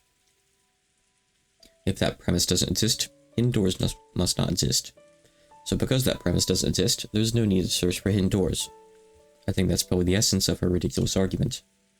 It's like the detective trying to expose the truth, and the illusion trying to confuse it with a mixture of truth and lies, are getting blended together, leading to a bizarre form of argument similar to a devil's proof. Making a closed-room murder seem to be accomplished by a witch with magic is fantasy. Exposing that it was a human's crime done with tricks is anti-fantasy. Examining all possibilities to expose the nature of those tricks is mystery. But is it also mystery to claim that possibilities with no hints supporting them are unworthy of investigation? Let's say a hidden door is hidden in a way that there would be no clues. Would claiming that a hidden door therefore exists, even though a detective couldn't find it, be anti-mystery? That's not bad. This argument's too far of a digression from the riddles I'm actually supposed to be solving. My fight's very simple. I'm both voting to explain how it was possible for a human to carry out these crimes that were supposedly carried out by a witch. This whole discussion about mystery and anti doesn't serve any purpose. That's why I didn't have any particular interest regarding these rules known as the Nox Decalogue. Do you dislike Nox? It doesn't work for me. There's something strange about making it possible to know the existence of all hidden doors without investigating. It's about as dubious as the devil's proof. Even though it's supposed to be the exact opposite of fantasy, it somehow feels like it's the same kind of argument. I shouldn't have said that. Your dad was the one who made him, after all. Do not worry. After all, there are some who say it is nothing more than a silly game. The Decalogue feels like something very arrogant to you, right, Ballerton? To be honest, yeah. If an actual detective said he didn't need to look for hidden doors, because they must not exist, everyone would start looking around on the floor to see if some of his screws had come loose. In that case, Battler, let us say that the third commandment didn't exist. In that case, what would happen to closed-room mysteries? What if Nox's third, hidden doors are forbidden, didn't exist? In other words, hidden doors would always work just fine as the standard check for closed rooms. This does not refer to hidden doors with hints or foreshadowing. It refers only to doors that even the detective cannot find because, of course, they're hidden. Balrog-kun, you often fight by using devil's proof, assuming the existence of an undiscoverable element X. That's what this is about. That'd be horrible. That closed-room mystery genre wouldn't be worth reading at all. And if it no longer worth anyone's time, it would cease to exist. No one would ought to try solving the riddle from the beginning, not if they knew the answer might just be an unforeseeable hidden door. Unless you have some guarantee that no hidden doors exist, they don't really feel like trying to reason it out. I see. So Nox's third is necessary. Without that, it wouldn't be worth reading closed-room mysteries. And if you didn't feel like trying to reason it out, what would that lead to? It means you wouldn't even want to read it. That's it. Humans are weak creatures who can't even think unless they have proof that reasoning is possible. That reasoning is possible. In other words, they need encouragement to let them know that they can solve it if they work hard enough. That might be true. It's the same with exercising. If you're told to run around a campus 10 times, you can tough it out. However, if you don't know how many times you're supposed to run around it, you'd probably get tired out before you made it around 3 times. 100% this. 100% this. With like my translation work, it's much easier to get stuff done when the end is in sight than it is with like a massive like 5,000 long Google sheet in front of me. It's okay. I can do 5. I can do 5. 5 I can do.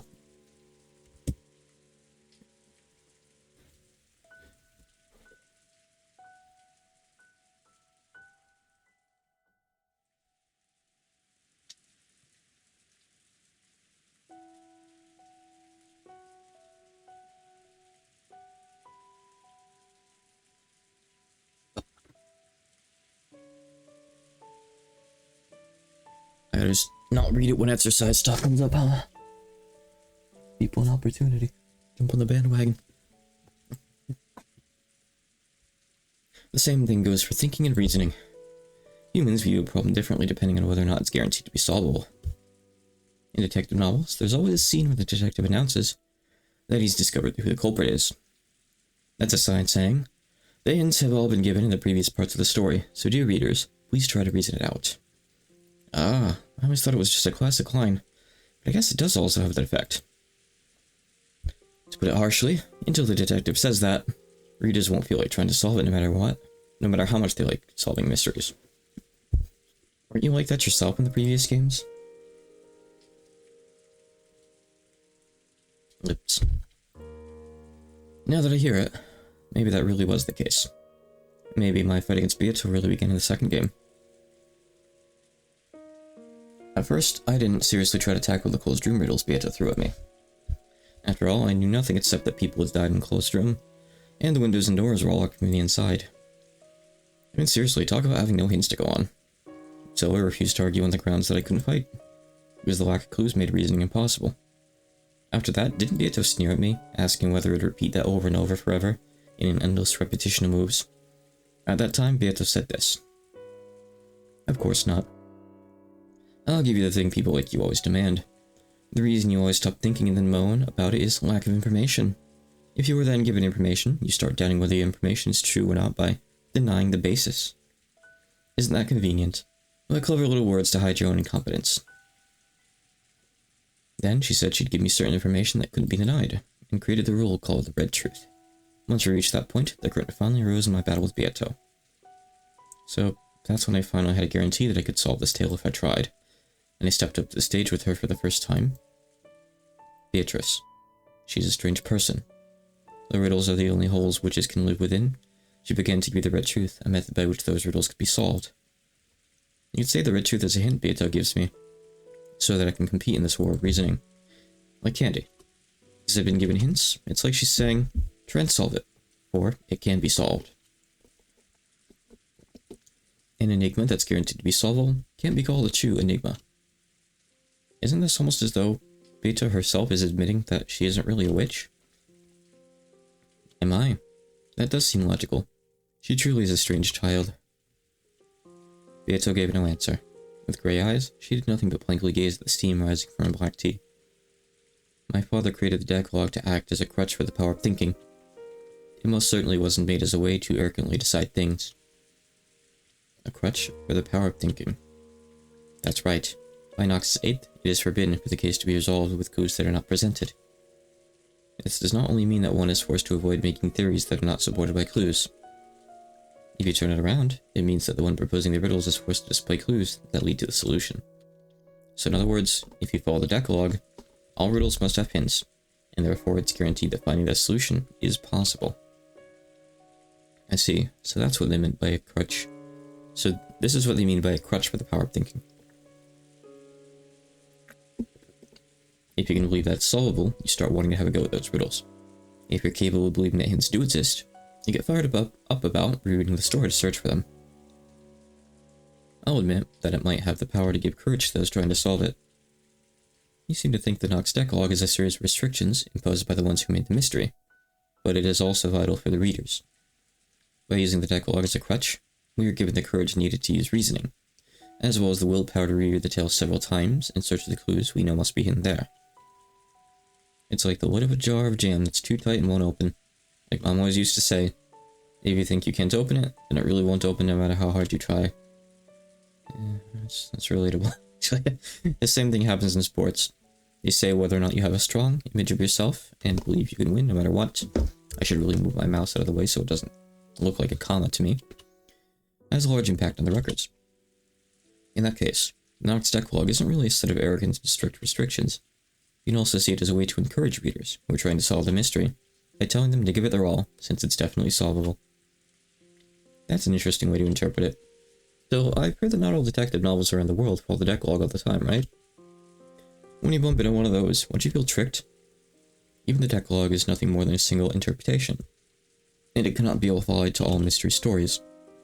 Though among fundamentalists of my father's work, it seems there are those who harshly criticize works that violate the Decalogue and call them heresy. There's no end of arguments like this in the mystery world. Was this or that famous detective novel really a fair mystery? In other words, one that followed Nox's Decalogue? That sort of argument is already an eternal theme in the mystery world. In fact, in mystery discussions, arguments like these sometimes become even more heated than discussion of the actual tricks. Yeah. People like to talk a lot more about whether Dark Souls is fair than how to actually properly play and beat Dark Souls, for example. It's really funny that that's just kind of how human discourse goes, huh? I can understand why they'd want to criticize it. They try to solve it, believe it's solvable, and follow the Decalogue, but it's actually not made to be solvable like that at all. I can understand how that'd get pretty annoying. That's right. When fighting with the Decalogue, there's just one thing you want guaranteed from the beginning. In other words, you want to guarantee that this detective novel will adhere to the Decalogue. If a work labels itself as an orthodox mystery, then you have nothing to worry about. However, the mystery genre contains many unorthodox subgenres within it. Does that mean trying to use reasoning in an unorthodox detective novel is a complete waste of time? Looking at it that way, it really does feel arrogant. Yes, I also find it extremely sad that my father's Decalogue has been used as such an arrogant weapon. Then again, you just fought against Beato using the Decalogue as a weapon. Can I take that as proof that this game, World of Beatos, follows the Nox's Decalogue?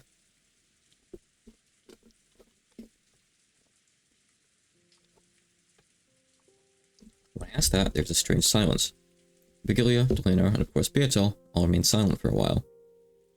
Almost as though my question had touched the core of something. I literally had a dream about you streaming Umineko. Woke up, checked my phone. How can I Blues live? You missed the Natsuhi allegations, real? You missed the sexual relations scene. You're gonna have to look back later. That is something I cannot answer myself. Why? This is a game that this child made. A game to decide which of the two of you will win. Oh yeah, you did say you'd already watched episode 5, didn't you? This child is called a confrontation between mystery and fantasy. But unfortunately, she never said it was an orthodox mystery. That means you have no guarantee that it follows the Decalogue. Oh, you watched the Tea Party. It was before the Tea Party, though. Well. No, that's backwards, I think.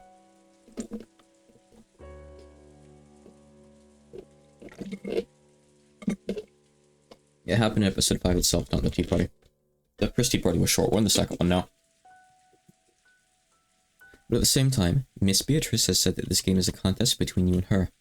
In other words, there's a chance that you could win. In other words, you're trying to say that reasoning is possible?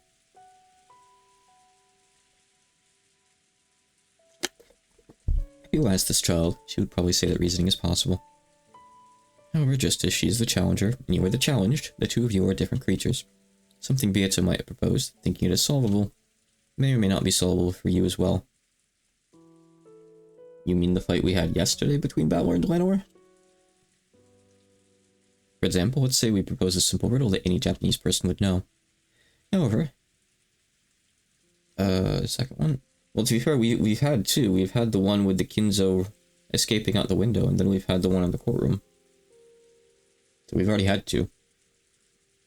However, if the person we're telling this riddle to is a foreigner with a Japanese-English dictionary in their hand, it might be almost impossible to solve. In other words, it's possible to have a one-sided solvable problem, which might be easy for the questioner, but extremely difficult for the person trying to solve it. By the way, do you know the foreigner riddle? Why do dragons sleep all day? I don't think I do. The answer is, to battle the night. I get it. It's a riddle from the English realm, so it might be a little tough for a Japanese person. Is this backwards normally? Do they have like a Japanese riddle here or something? Oh no, it's actually like saying the, yeah, it's actually accurate. That's funny. It's kind of funny that this scene goes backwards, but it still works, it still makes sense. For that reason, I cannot say for certain that this tale is something you'll be able to solve. However, I can promise you one thing. I will guarantee it with a red truth. What? Beato wanted you to solve it, so she made this game, the riddles of this tale, solvable. That alone I will guarantee with a red truth. It was the one guarantee that all those who try to use reasoning desire. I don't know if my father's decalogue will apply to that answer or lead you to it. However, when you run into a tight spot and want a compass for your reasoning, please try using my decalogue if you remember. It might give you renewed courage, and might possibly even lead to some new discovery. Thank you. If I'm truly stuck, I'll think about your fighting style. You're sure it's okay to help out an enemy like this? Pay that no mind. I came to this tea party without a gift. I hope you enjoy this in place of a snack. And if you come face to face with me again, there probably won't be time to speak of such things so casually. Nox's decalogue and Virgilia's red truth. Beato wanted me to solve it, so she made the riddles of this game solvable. In other words, Beato wants me to be capable of solving it. Isn't that proof that reasoning is possible? Of course, that's from Beato's point of view, and it doesn't necessarily mean that reasoning is possible for me. Why not shout the capped words? Do you really want me to do that? I play emphasizing them is better. Because it's not like she's actually shouting in Japanese, of course. Language thing. Caps to bold. Yeah. I like that. You might actually be interested to know. So we talked about how Zuli from Devil Decline talks before, right? Before I made her last word of each sentence all caps, I asked if we could do bold, and unfortunately Hachikuma said no. So we almost had that. That's what I wanted to do. I wanted to do like bold or another font or something like that. Like make the letters shaky or a bit off center. Anything like that, you know? Yeah. Point is, I wanted to like mess with the appearance in some other way besides just doing caps because, well, I don't want to call it lazy because it's what I went with, but it's kind of stale, you know. It was my last resort from the start, unfortunately. It kind of sucks. But hey, the good thing is I'm translating, I'm doing like my maiden remake from scratch. So if there's any characters that come up with weird ways of talking, I can do whatever the hell I want. I can make them talk to you, the player, in voice or something if I wanted to, but I'm not doing that. I'm not hiring voice actors. Hell no. Not for both languages, especially. Goodness. That one line might give me a great deal of courage. At least it has the power to silence any negative thoughts about this all being useless. Unless the other party assures you that reasoning is possible, you won't do it. It's almost like love between shy young people. Love? Yes. Unless you have proof that the other person loves you first, you don't want to love them back.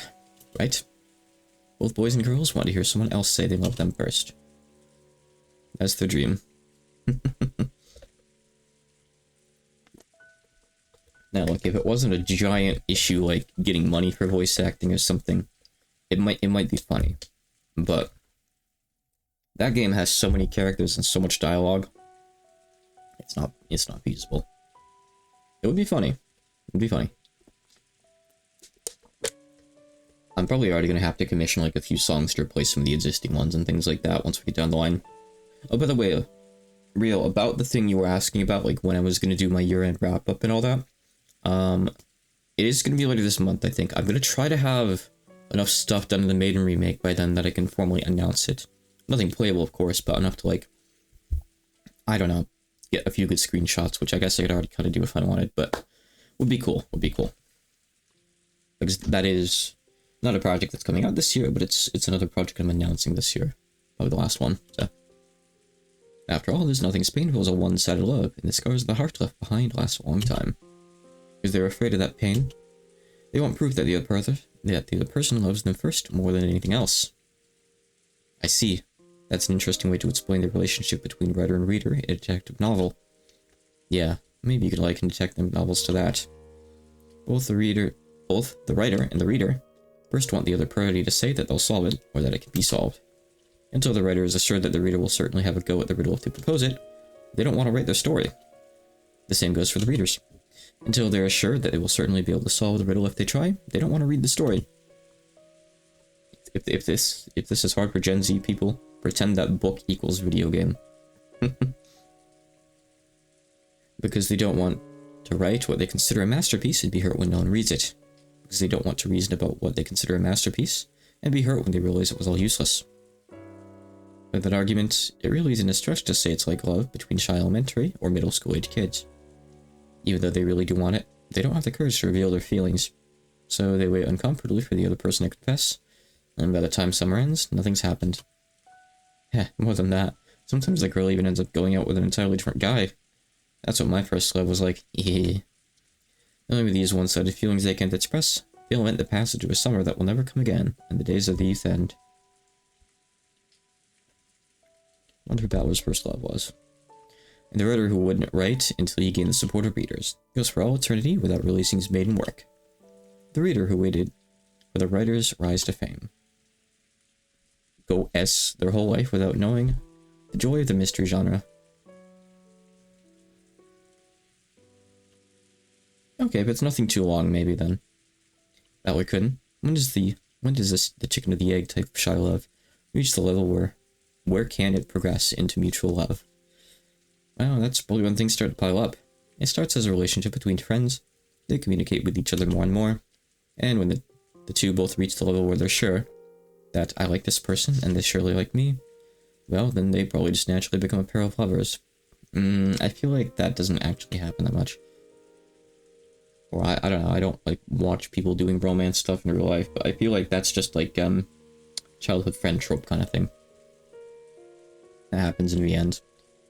My impression up until now was that relationships starting with a sudden confession of love tend to break up more often.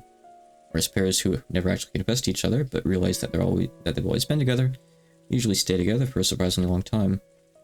In other words, this happens once the two of them believe in each other and a relationship of trust is born, is what you're saying. Maybe. It's a bit odd. I've always thought the mystery genre was a battle between the writer and the reader, but maybe that's not quite right. Yes, it's something that cannot go on without a relation built on mutual trust. A relationship with love.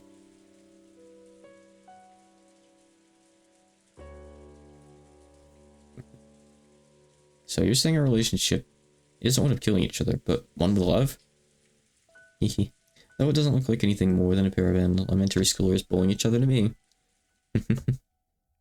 Regularly a joke that us in a middle-aged woman sort of way. Still, though not expecting friendship or a trusting relationship, I can accept her as a rival. Beato's fighting at full force, trying to make me acknowledge that she's a witch. So I'll respond to that and go all out, trying to deny that witches exist. How can you be so sure that Miss Beato is fighting at full force? Can't you tell that by looking? It isn't as though she's proclaimed in red that she's fighting you at full force. And yet, you still have no doubts? You were the one who said you wouldn't believe anything except the red truth. Surely this is that stage Balor mentioned earlier, where communication increases and you learn not to doubt your relationship. Virgilio and Delano No, you don't need to do the Delanor face now. One guy, multiple women. A topic is love. Wait a sec. Isn't this the worst possible formation for getting made fun of? When I tried to bring back a proper mood for a tea party in the rainy Golden Land by clumsily searching for a more noble subject, Brigalier saw right through me and laughed. Brigalier does not want to talk about football, or gambling, or sports, or cars. Neither do I. Even amidst this, Beato kept looking downwards with those great eyes, staring into her black tea.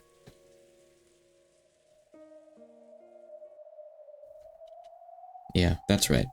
Brigalier and Delanor have given me so many hints. And yeah, I barely thought about it at all. Okay, hold on, I gotta use the bathroom again before we go on and finish. Back in just a couple again.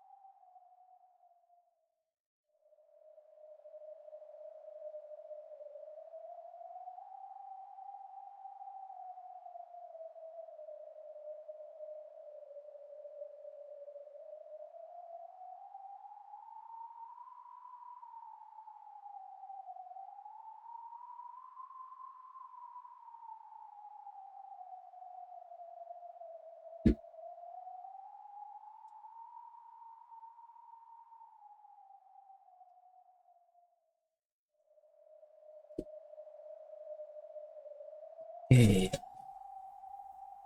This is stuff that you sent me then, let's see.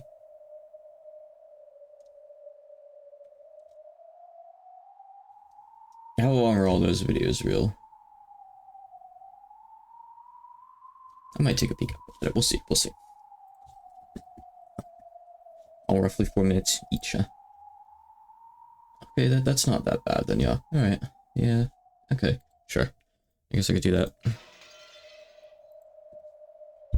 I do kind of want to see myself after all. By now, it's all too late. Let me think. Now that everything is too late already, and I've got an endless amount of time in my hands, let me think. One more time. Let me think about the red truth Brigalier gave me, and the crutch of the Decalogue that Delanor lent me. With the red truth, Brigalier guaranteed that at the very least, Beato left enough room in this tale for me to achieve victory. That red truth guarantee will once again give me the power to start my heart beating. And there's the crutch of the Decalogue, which Delanor lent me. Delanor herself warned me in the beginning that the Decalogue isn't so almighty that it can solve all riddles. However, she said something about how it could be used as a method to solve. No, to take on riddles. Let me try it. Though there's no guarantee that this tale is mystery or fantasy, let me believe that I'll definitely be able to solve it. That it is a solvable tale, a mystery. Let me take it on one last time.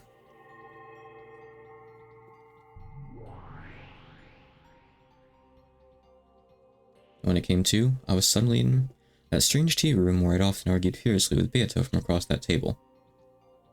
Of course, Beato was nowhere to be found. It was just me, isolated and alone. That's okay. Even so, I won't stop thinking. Okay then. What were Nox's commandments again? I'm sure Delanor explained most of them when slamming me with them. Of course, even I recalled them vaguely. What was the first one again? Allow me to speak. Nox is first. It is forbidden for the culprit to be anyone not mentioned in the early part of the story. When I muttered about what the first one was, as of answering my question, Delanor's subordinate appeared. Without bothering me with an unnecessary hello, he told me nothing more or less than what I wanted to know. Yeah, that's it. The first. The culprit asked to be one of the people mentioned in the early part of the story. In other words, the culprit must have already appeared. As early as the first game? True, that's the most basic of basics in the mystery genre. A classic assumption. A classic assumption? Have I really been keeping to that assumption?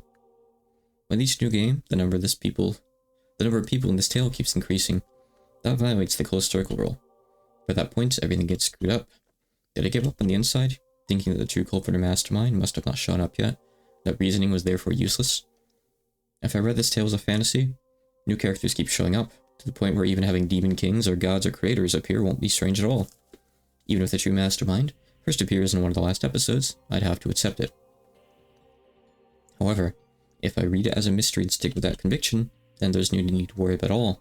There's no need to worry at all about anyone who shows up later, because Nox's first clearly states that it's impossible for the culprit to be anyone who appears later on in the story. Of course, there's also what both Dwinner and Virgilia said. There's no guarantee that this tale follows the rules of the Decalogue.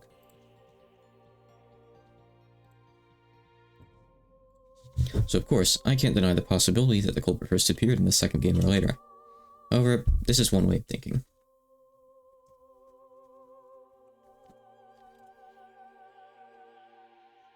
This time, I'll forget about the devil's proof completely, and try to borrow the power of the Decalogue in my thinking. After all, I've already said myself that I won't be able to reach the truth without a multi-angled outlook. In that case, that means the culprit in all these repeating games is one of the 18. From the very beginning, there was no need for an illusion of a 19th person. Even the first of Nox's commandments denies the existence of an unknown person known as the Witch from the very start.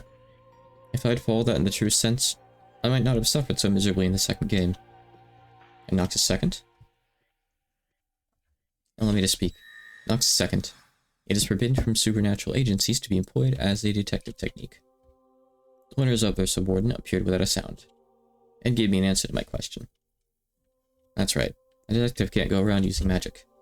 So, if this is a fair battle, does that mean that, like the detective, the culprit also isn't allowed to use magic? Allow me to speak.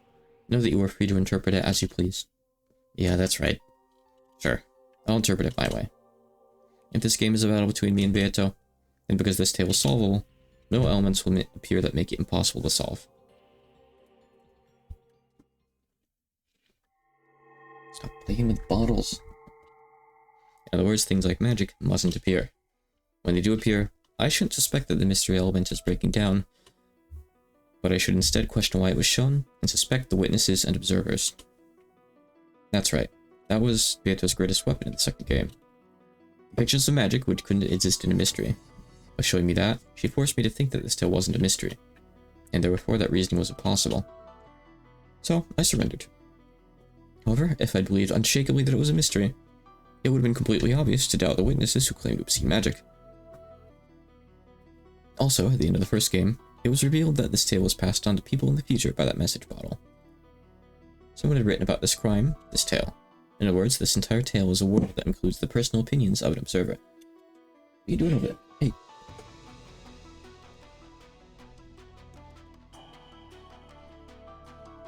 Namely, the person who wrote that message in a bottle. In other words, the observer isn't God. It's a human. Therefore, there's no guarantee that this description is truly impartial. By the end of the first game, it was already clear that we'd broken the constant premise of the mystery genre, that the story itself must be seen through the eyes of God. For that reason, it's possible to doubt even the observer as well as the witnesses. If I could have doubted this much, then no matter how many seemingly unsolvable displays of magic appeared, I wouldn't have had to blindly accept them and give up.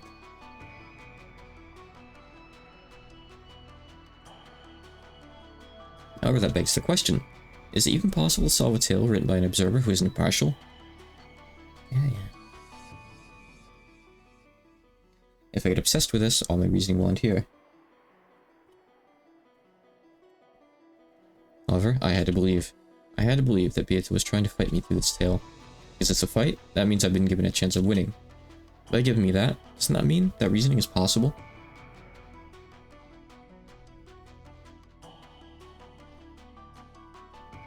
Big yawns. This part is tough. And I also believe that the cruel witch took on the risk of losing to try and have a fair fight with me. I can't get past this part. Just like Virgilia said, it's just, hey, don't bite my wrist. It's just like love. If I can't believe that Beato is fighting me head on with everything she's got, I won't be able to reason any further than this. Sure, I'll acknowledge it. Once we acknowledge that we love each other, we won't be able to get any further. Hi, Benny. Here too, huh?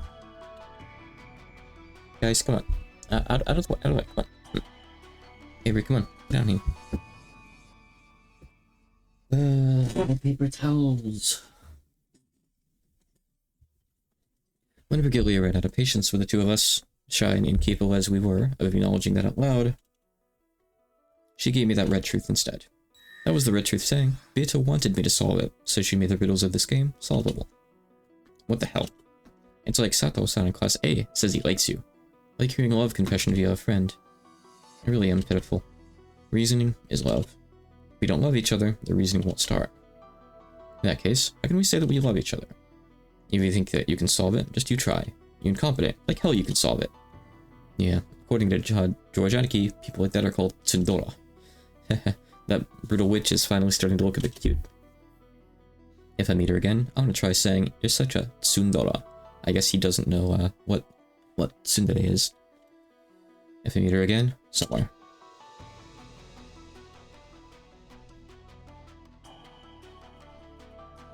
Tell me the other parts of the decalogue. I don't care about the order.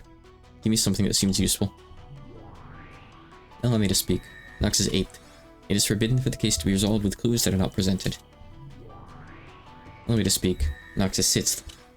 It is forbidden for accident or intuition to be employed as a detective technique. It must not be solved with clues that aren't presented. And it must not be solved by relying on accident or coincidence. If this tale is meant to be solvable, we can read this the opposite way. In other words, clues must be prepared so that the case can be solved, and it has to be made in a way that it can be solved without relying on coincidence. If I can believe that Beato was challenging me to a fair game where reasoning is possible, then I can be sure of that. In other words, Beato has already left me clues, hints, and messages in this tale. It isn't from the decalogue, but Erica or someone said this. There are 3 riddles to be exposed in a mystery. One is the whodunit, who's the culprit. One is the howdunit, how did they commit the crime? One is the whydunit, why did they commit the crime? All this means that clues related to these 3 riddles are already present within this tale. It's true. Now, strictly speaking, it's like this. Because she wanted me to solve these 3 riddles, Beato scattered hints about. Though whether I'm capable of catching those or not is another matter. Even if you think a riddle you propose is easy, it might be difficult for the person trying to solve it. In that case, it's only natural that there'll be a difference in how difficult each person finds it. Therefore, as Beato goes through each successive game, she watches me closely, and she tweaks the games needed to get a good arrangement. When Beato realized that I'd completely surrendered in the second game because it was too hard, she secretly worried. If I surrendered and lost the will to fight, the game would no longer remain on an even footing. Therefore, in order to make me regain my will to fight, from the 3rd game onwards, she set things up in a way that made it easier for me, giving me tips on how to fight and a few hints. Virgilia and Runaway obviously appeared so that they could help me.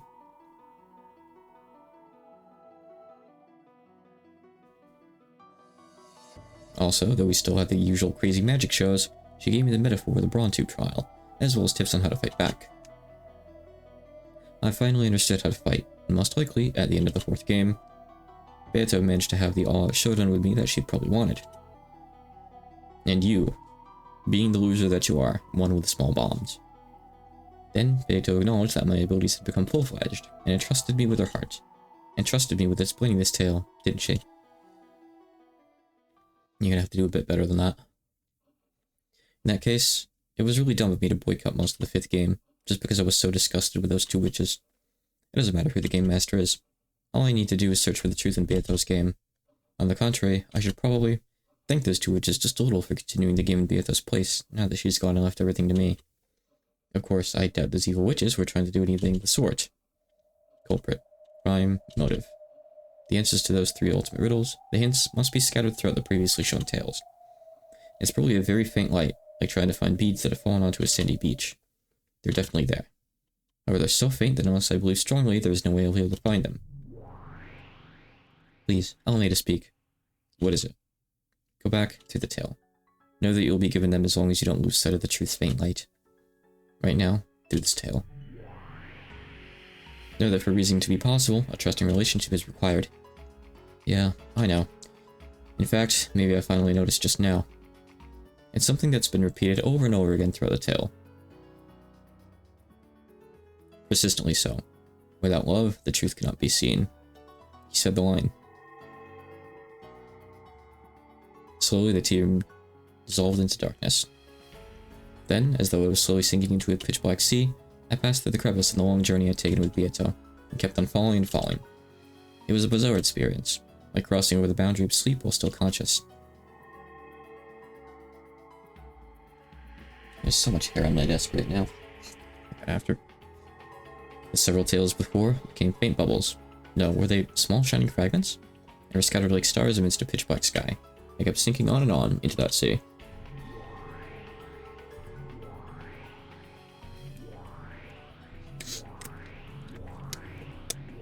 Tales up until now, one after another, after another. Virgilius guided Dante to Mount Purgatory, and brought him to the feet of the Eternal Lady who waited at the top, Beatrice. Therefore, the innermost depths lay not at the bottom, but at the peak of Mount Purgatory. The Eternal Lady had been waiting there for Dante. The whole time. Dante's battler? And then, I knew.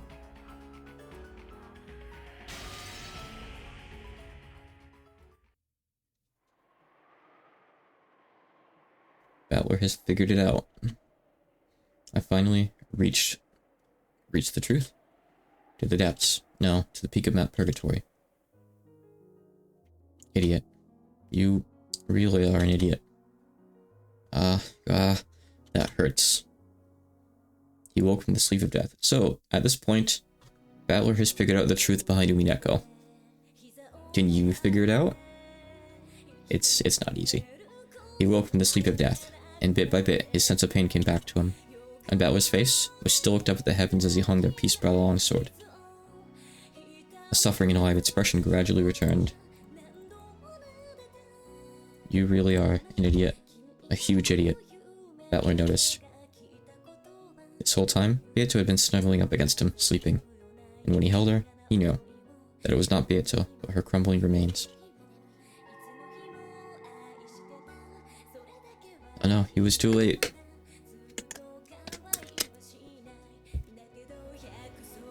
So, when Battler just tried to hold that form as fragile as ash, then, just like a sandcastle made on a beach, washed away by a small wave, it fell apart and lost its form.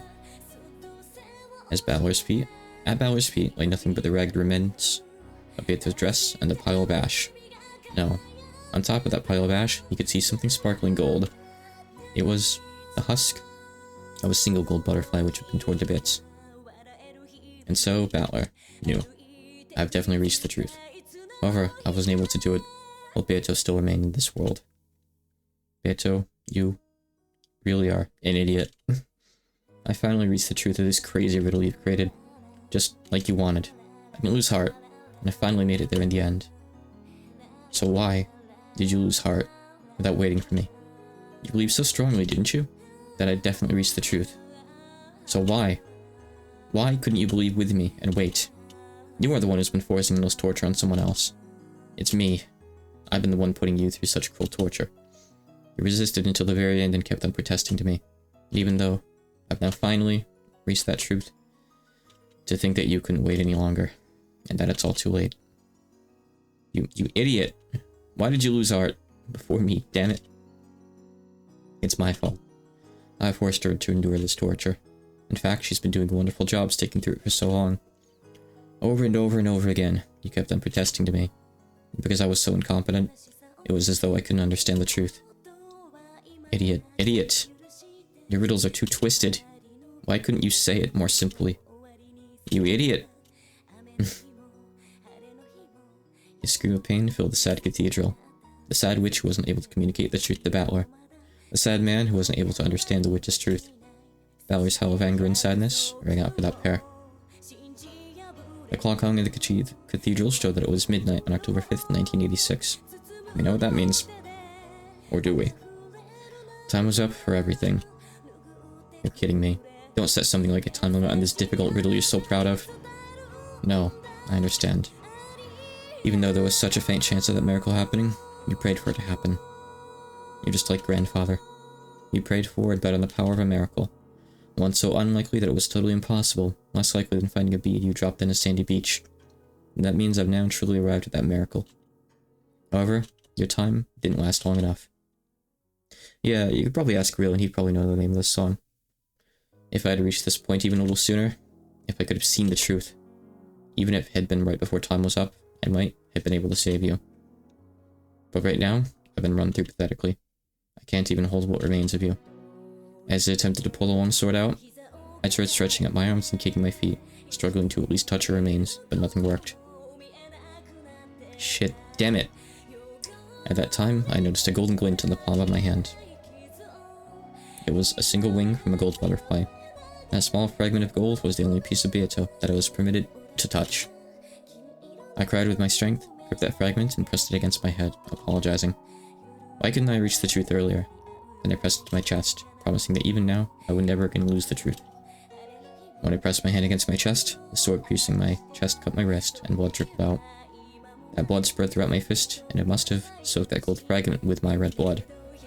It must have been the only way of telling her that I'd found the truth she wanted me to know about. I clutched the wing of the gold butterfly with my freshly bleeding hand, and pressed it against the red sword that pierced me. At this point, Ushino Battler knows. And he understands. He's found this tale's everything.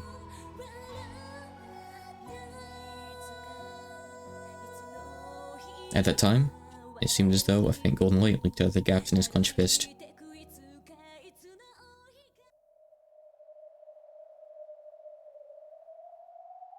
Yeah, generally don't go on YouTube for anything Umineko related, except my VODs. The two would just have their back turned, and Eric was laughing at Battler's corpse. That really is pathetic, Battler-san. I'll make your foolishness into a statue, and for all eternity. Huh? Is it finally the Erica loss we've been waiting for? At that time, Battler's chest? No, the red longsword that pierced Battler began to sparkle gold from deep within his chest. That bright golden light began to change the red sword's color, turning it gold. What's going on? But Battler is... What is this? I love the Dolanor sound. Okay, well, you should preload me with CDs now. Wah! Battler coughed up blood and groaned. No, actually, no. I don't know. I'll leave that judgment up to you as to when to do it. His consciousness came back. His will to live, his will to fight, came back. The red longsword that pierced Battler could no longer be described as such. By now, it had become a golden longsword. Then, slowly, gradually, it pulled itself out of Battler's chest.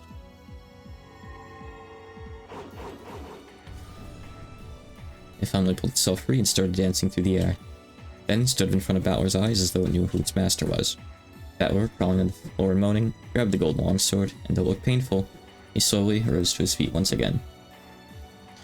It's the Pachinko CG though, it's the Pachinko CG. It has the kind of shitty art. It's okay though, it's okay. Better than nothing, I guess, huh? Yeah. You gotta pay real money, you gotta gamble to see this.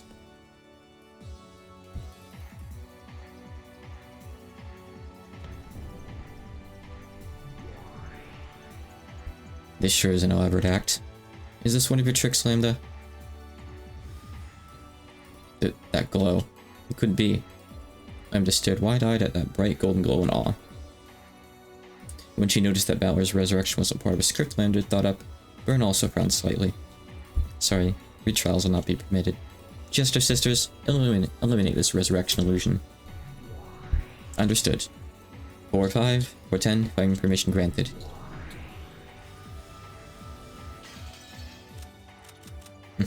It's unable to target. IFF error, code 999.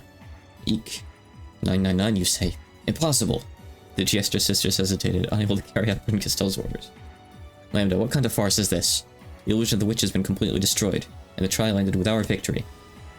Sorry, Byrne. You'll have to stick around a bit longer. Isn't that right, Ushino Battler? Yeah. Sorry to keep you waiting, Erica. Bryn Castell. Now it's time for my truth. Request for a retrial accepted. The Assembly of Witches retracts the adjournment of the Court of Illusions. Objection. The trial has already been concluded, and the results have even been announced. Bryn Castell, that really makes you sound like a sore loser. Objection overruled. All verdicts are overshadowed by new truths. Objection. Not only has Battler been banished as a player, he also doesn't hold the rank of witch. He isn't qualified to call for an appeal. Objection overruled. He already does have that. By the name of Lambda Delta, Witch of Certainty, I acknowledge it. Ushiyamia Battler, I acknowledge you as the new Golden Witch. No, as the new Endless Sorcerer. Ushiyamia Battler. What did you say? The Battler got the rank of a witch? The rank of a witch, which she had desired for so long, had been granted to Battler so quickly. She only gets it for like a week. It does. And on top of that, this wasn't anything temporary. This was an official, proper authorization by Lambda Delta. Erica couldn't accept it, and her face turned bright red. Looks like that kid's game really will keep us entertained until the very end. Sure, I'll play along. Erica, you handle this. The red truth you've created with me is perfect. The construction of truth that makes Nazi the culprit is perfect. Battler certainly won't be able to break it. Of course, my master. There's no need to worry at all. Anyway, Chester sisters, my master ordered you to fire, right? How long is it going to take you to carry that order out? Area code 999. An access code is required to target the Territory Lord. Yeah, I told you we'd do it, yeah. Territory Lord? Who is? Who controls this fragment? I do. Territory Lord. You don't mean Battler is? Yes. Ushiyamia Battler has been authorized as the official Territory Lord of this fragment. Yes, that's right. So you still don't understand? You don't know what the gold sparkle signifies? He's reached it, Battler has. He's made his way to the innermost depths of all truths. That means Battler's understood everything about this world, this tale, this game. In other words, he's reached the position of the king's master. I'll bet you don't want to believe it, right, Burn? Yeah, I don't want to believe it. Okay, I'll test Battler to see whether he really understands everything. Erica. Too bad, Erica. Just when you were finally appointed as the Territorial Lord of this fragment, you've been deprived of that title. The new Territorial Lord of this fragment is Ushiyamia Battler. Is it awful? Hey, don't you feel just awful? How does it feel to be deprived of that title just when you'd finally gotten it? How does it feel? Battler. If you think you can disprove my theory, just try it. It's impossible. Impossible. The theory I've created has no holes. It's impossible to deny that Natsu is the culprit. I can construct a theory with someone other than Natsu as the culprit. It may be that your truth is impossible to disprove. If so, that means your truth won't be able to deny my new truth either. Battler spoke with the truth allowed by him as his status as a sorcerer. Culprit other than Natsu? Huh, how's that? Delanor, let's see where this delusion of Battler's hands takes us. Yes, let's.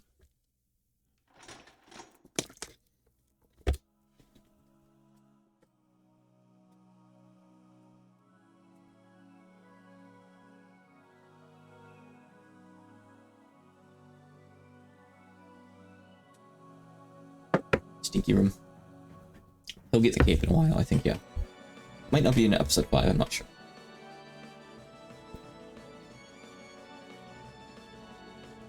You see all this hair? It's just from when the cats were playing around up at the desk earlier.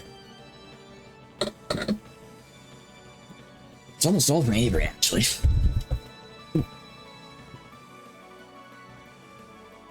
Slowly, Delanor stepped forwards. In her hand was the red longsword of the Decalogue.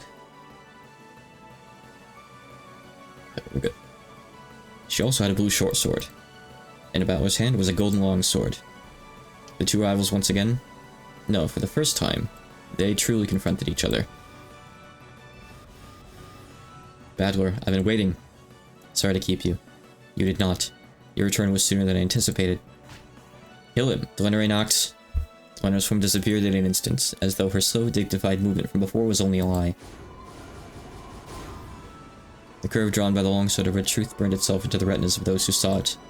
Another CG, okay. Oh, nice. It's an actual PS3 one. Let me get this. Oh, Delanor, my beloved. Before anyone had enough time to follow that curve, it was already approaching Battler's chest. Lady Erica's reasoning has solved the 5th game. No new facts exist that overturn the truth created by this reasoning. It's possible to show a different truth by using different interpretation. When multiple truths exist in parallel, the authenticity both is questioned. In this closed-off world, it's possible for differing truths to exist at the same time. Furthermore, as long as multiple truths exist, it's impossible to claim that any of the truths are the single truth. In other words, even if I can't overturn Erica's reasoning by questioning its credibility and conquering it, I can defeat it. Burns' reasoning is perfect. You won't be able to overturn it easily. But still, if you can present a theory on par with Burns, the fight will come down to a verdict. That means either one of the truths might be defeated and denied.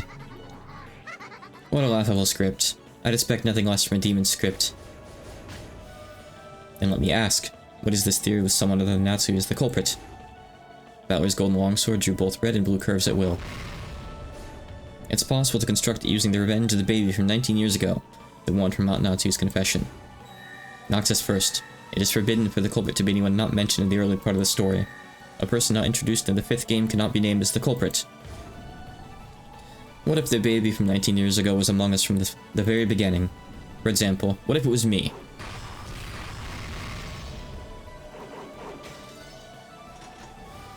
Nox says 8th, it is forbidden for the case to be resolved with clues that are not presented. Was there ever any foreshadowing that you might be the baby from 19 years ago? Oh, hold on, I'll show this one off too.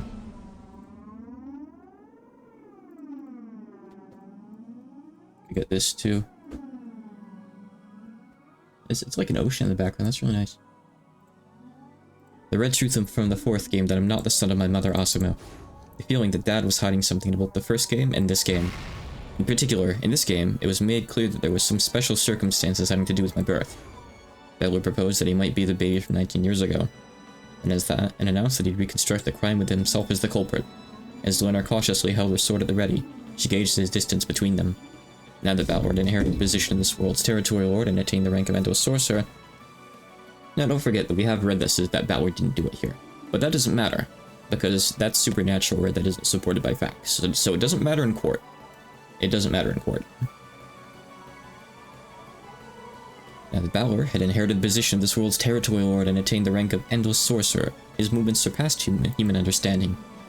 By now, the physical distance between them probably counted for nothing. After all, their extremely agile battle was surpassing the point where the concept of distance made any difference.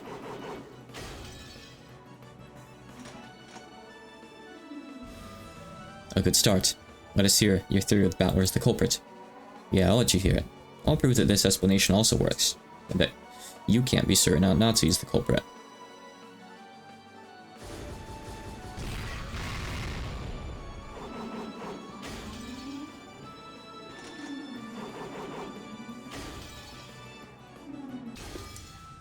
No, that's just fighting. Good though.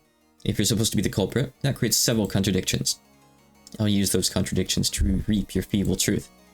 Oh yeah, shit, I forgot about something to do with Erica. Hasn't come up yet. I, Fruit Erica, the detective and the Witch of Truth will... This time, Erica stepped forward. In her hand, there appeared a scythe, like one a Grim Reaper might hold. A ruthless scythe for reaping everything that threatened her theory. I'm not sure if there's an actual sprite for that. There might be. I know you see it in the fighting game. I don't know if it's actually drawn in here or not. It's only possible for the crime to have taken place between midnight and 1. During that 1 hour, you were in the dining hall of the mansion. Therefore, it was impossible for you to commit the crime. Ooh. Animation for the scythe, nice.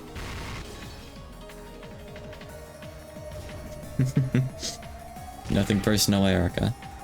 It has not been specified that the time of death was between midnight and 1. Therefore, it's possible that the crime didn't occur between midnight and 1.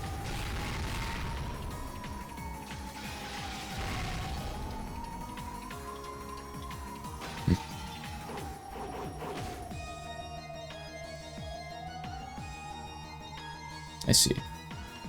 There's a restriction on any murders in the cousin room. From 1 AM until the discovery of the crime, it was impossible for any criminal action to occur in the cousin room. The winner now. Nox is 8th. It is forbidden for the case to be resolved with clues that are not presented. If the crime actually was carried out in the cousin room, clues must have been shown. Because clues were not given to the detective, Lady Erica, who was on the watch for any abnormalities inside that room until morning, such a crime is impossible.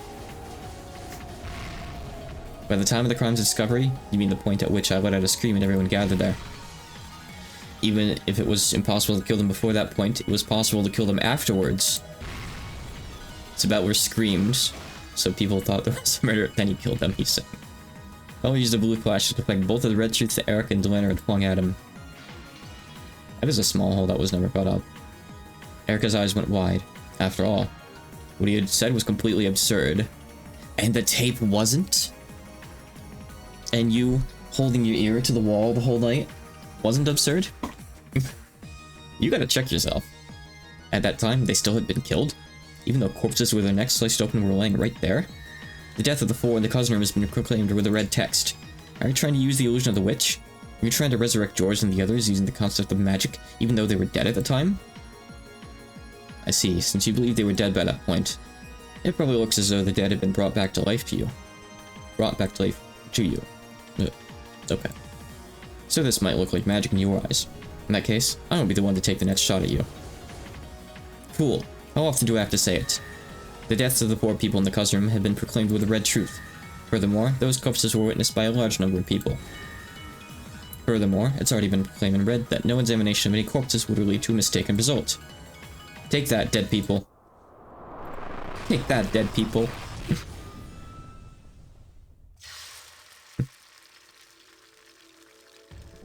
When was that red truth made? Have you forgotten, miss? It appears shower of red was blocked by a magical barrier set up by Ronabe, who suddenly appeared right in front of Battler. Now that Beato was gone, the demons shouldn't have been able to manifest themselves in the real world. However, he existed here, and calmly dealt with Erica's attack. You, Ronabe! How did you get here? Well, who cares? This all works out nicely. Now there's no need to go looking for you. I'll capture you here and deny your existence too. I'll leave it to you. Teach her that you can't control everything with a single arrogant truth. Oh, that was Battler talking. Yes, your majesty. Well then, allow me to be your opponent for a bit. What do you say, miss? In that case, when do you claim the Red Truth Death Proclamation happened? Are you saying you can pinpoint that? You can't pinpoint it, so you can't deny that the Death Proclamation was made at the time of the crime's discovery.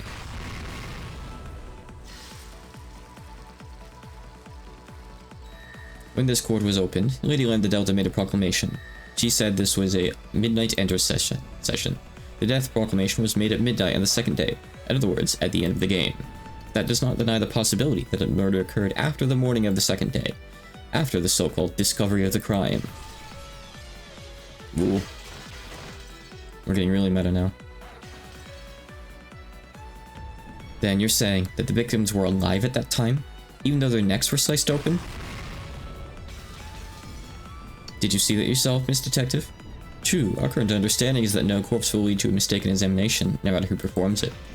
But no rule name so far has prevented something other than a corpse from being called a corpse. Erica swung her scythe recklessly.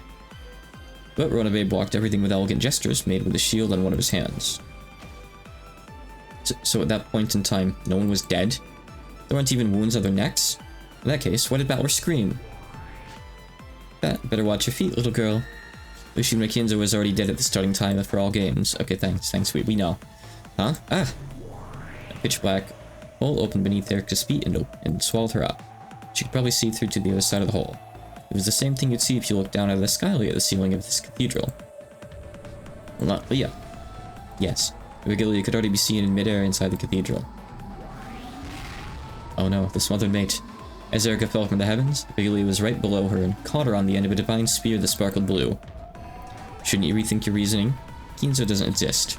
Therefore, the way for the bodies to disappear in your theory is a failure. Correct.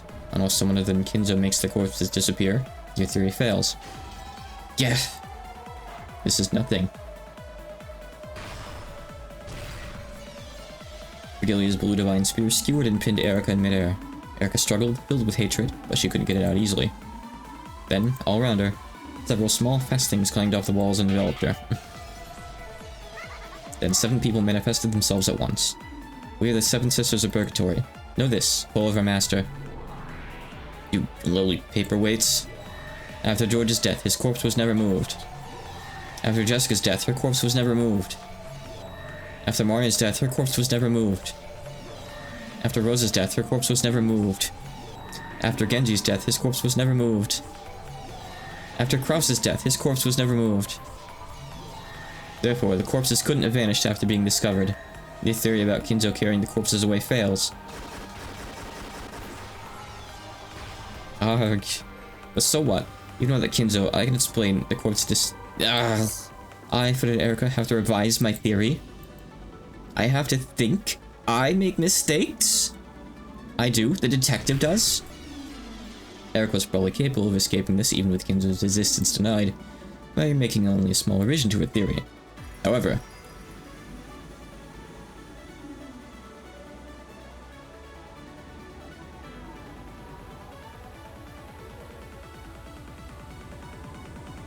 Rico couldn't wear the Matt hat today. Matt hat. Over to her, having to revise the theory she'd already created was extremely humiliating. Looks like you toyed around with your plan too much in order to corner Nazi like that. Is that a dog barking music? Oh. You played around too much with your reasoning. At this point, your master isn't the only one who can speak of Kinzo's death with red truth. This is what you get for playing around in the witch's darkness. Ark. Know that, frittered Erica. Yeah, I know, it sounds like Super Monkey Ball music. Of course, even though even Derricka had doubted Dindo's existence, Dum-da-da-ding. However, it had previously been impossible for anyone to deny its existence in that trial, except for Bryn Castell and Nadelta, who had sided with each other. And because of the willful silence of those two, the truth about Kinzo had truly been unfixed. And yet, to think that Balor had become a witch, a sorcerer, and capable of using red without proof. However, she had her own Inquisitor of Heresy, who could also use red without proof to counter. Dlenor! Noxus second, it is forbidden for supernatural agencies to be employed as a detective technique. If you would show that Kinzo has died with the red truth, then I demand that you display proof of a human's truth that could be used to make that point. Forgive me, damn geezer. Overcome Battler. Don't let my corpse stop you. Presentation of evidence. I'll present a corpse that could possibly be identified as Ushimura Kinzo's. Can you prove that this corpse is Ushimura Kinzo's? No matter how much it resembles him, unless you can prove that it is him. It is possible to claim that it was a substitute corpse from someone else. Can you show that it was Kinzo's corpse with the truth of humans? In this case alone, and with the red truth specifically, no counter-argument will be valid. It's very fortunate, isn't it, that he has polydactyly. Ooh. Any counter with the red truth will be invalid? I guess that works. It may be true that the existence of third-party corpses has already been denied with the red. However, if saying that with the red is forbidden, Battler has nowhere to run to. That's right. In this closed off Rakenjima, there is no objective way to show that this corpse is grandfather's. And that itself suggests the possibility that this corpse is a body double. This unidentifiable corpse cannot serve as proof of Kinzo's death. Checkmate. My theory does not waver. Leonard had sealed off the red truth as a means of proving that Kinzo's corpse had been shown. Even with the power of witches, Balor couldn't argue back. How are you going to prove that the corpse was Kinzo's if the red truth is sealed? It's impossible. It can't be done. With red or blue, right?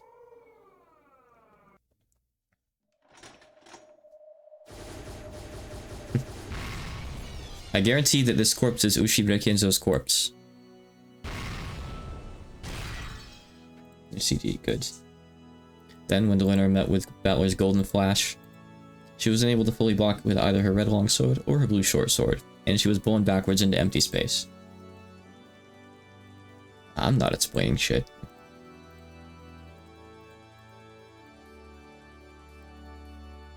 Angry Battler. He's pissed. It was a direct hit, without any miscalculation. Though she had always seemed as firm as a small giant before now, she was finally blasted away and slammed against the wall as though she was the slender girl she appeared to be. Blenner, what are you? A splendid gold truth. It is valid. Gold truth?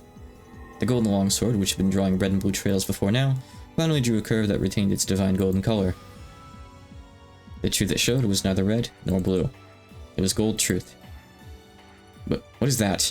Does this follow the rules? Yes. Gold truth valid. The gold truth can only be used by the territorial lord of this world. No, only by the game master himself. What did you say? Gold truth. A divine truth woven in a different fashion than the red truth. Its strength is on par with the red truth. It may sometimes be inferior, but it is sometimes superior. That glitter is proof that Battler-kun truly understands Beato. I've shown it. Shown that the corpse is grandfather's. Yes, Gold Truth, accepted. Unless Lady Erica's theory undergoes some revision, it will be destroyed. What the? Ah! Erica cried out in pain. It wasn't the pain of her body being pierced. It was the pain of her own theory being defiled. I see. It's like, and then there were no acroids. Just when did this... What a crazy mashup of great works. Battler would be excessively unrefined to say anymore. Even without saying another word. You fully made your truth about the corpse's disappearance understood. I see. That thing you're thinking of doesn't conflict with any of the red in this trial so far. Your truth based on the revenge the man from 19 years ago had been completely understood and processed. I proclaim that your truth has now been established. What? What the? Why is that? Great Lady Limited Delta. He still hadn't explained everything. I still have many ways to argue back, like Hideyoshi's closed room, the seal in Natsu's personal room, and the button in the closet. Do you really still think you're capable of defeating Battler's argument? Yeah. Only Erica, the one who was supposedly so intelligent, couldn't understand. She couldn't understand that Battler had already reached the real truth.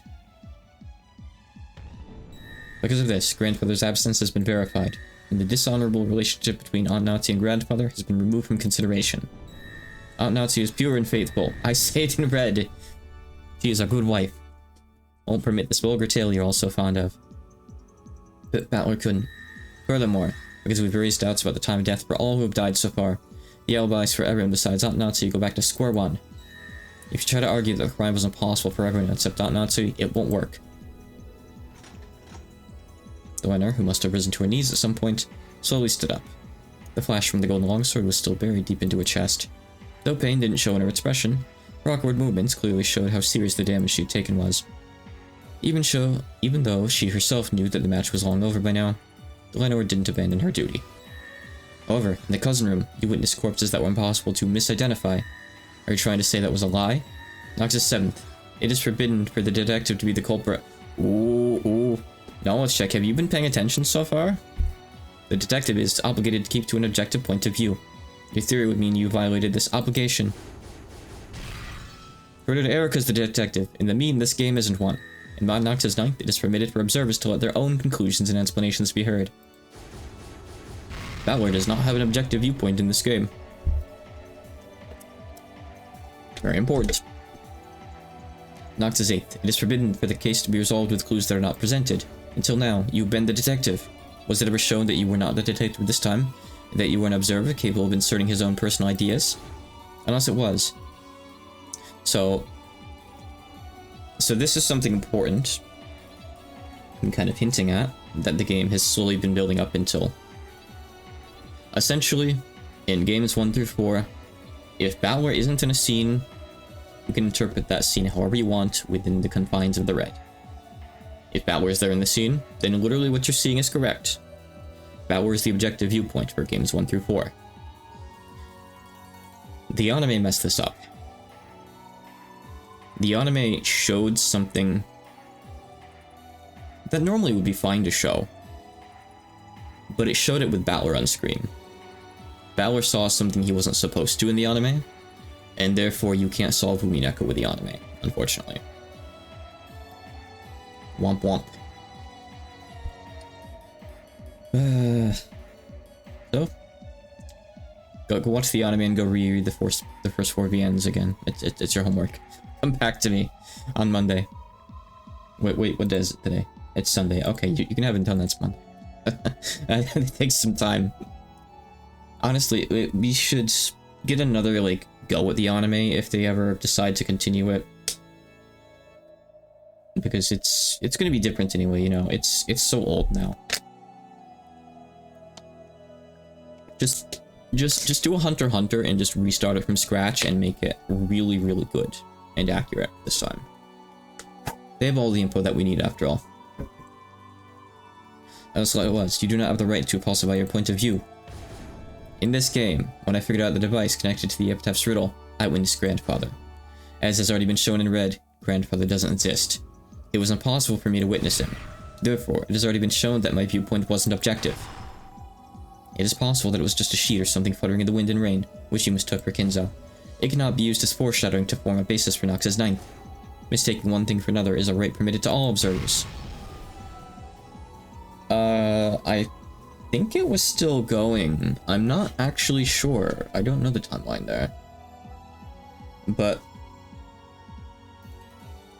either way, I don't know if it was because Yukishi 7 didn't have enough, like, oversight and stuff, and didn't get to, like, check everything first, because it's something he would have definitely caught. He would have had an eagle eye out for this thing in the first 4 games to be present or not, and he would have caught it. I don't know really how the mistake happened. There's the red truth that Beato showed during the 4th game. No person would mistake Ushimune Kinzo by sight. Ooh. It's the red truth Beato used to counter my blue truth claim that someone disguised themselves as Kinzo to make it seem as though grandfather had appeared. In other words, on this island, all illusions that might lead someone to mistake somebody for grandfather, including someone else pretending to be grandfather, most certainly cannot work. All of Aunt Natsu's schemes to make it seem like grandfather existed were hidden in the relative's blind spots. All of them clever tricks like, he was here just a second ago, or he's alone in his study now. They never tried to make anyone mistake something they saw for grandfather himself, so there are no contradictions. If they had tried to dress one of the servants in grandfather's robe, it probably would have been seen through in an instant. It has been guaranteed that none of the characters in this tale would mistake something for grandfather by sight. If someone claims to have seen grandfather despite that, it becomes a lie. Allowing lies to be contained within their observations is a right granted to everyone, except for just one person, and that person is the detective. Because of the right granted by Nox's ninth, anyone is allowed to mistake a sheet in the wind for something else and tell about it. However, mistaking it for grandfather in particular is not permitted in this game due to the red truth. So, once you claim to have seen Kinzo, it was no longer misrecognition, but intentional. In other words, this proves that the observer was not objective, is what you were saying. In this case, unintentional misrecognition is not permitted by the rules of this game. However, it is possible to intentionally lie about seeing something you never saw. And that is an action not permitted to a detective, who is obligated to maintain an impartial perspective. Forgive my crazy argument. It's all finished now. No, it's okay. Because men like you exist in this world, you will surely protect the fragile truth from any kind of pride. You will surely protect the real truth from the tyranny of any plausible truth that might claim to exist as the sole truth, and try to exterminate all fragile truths. Valor's golden longsword drew a massive blue arc as though splitting the heavens. I'm glad I could fight with you. Therefore, my perspective in this game is based upon the 9th, not the 7th. The fact that I claim to have seen grandfather is proof! The noise that rang out across the cathedral was the sound of Delinor's longsword clattering to the floor.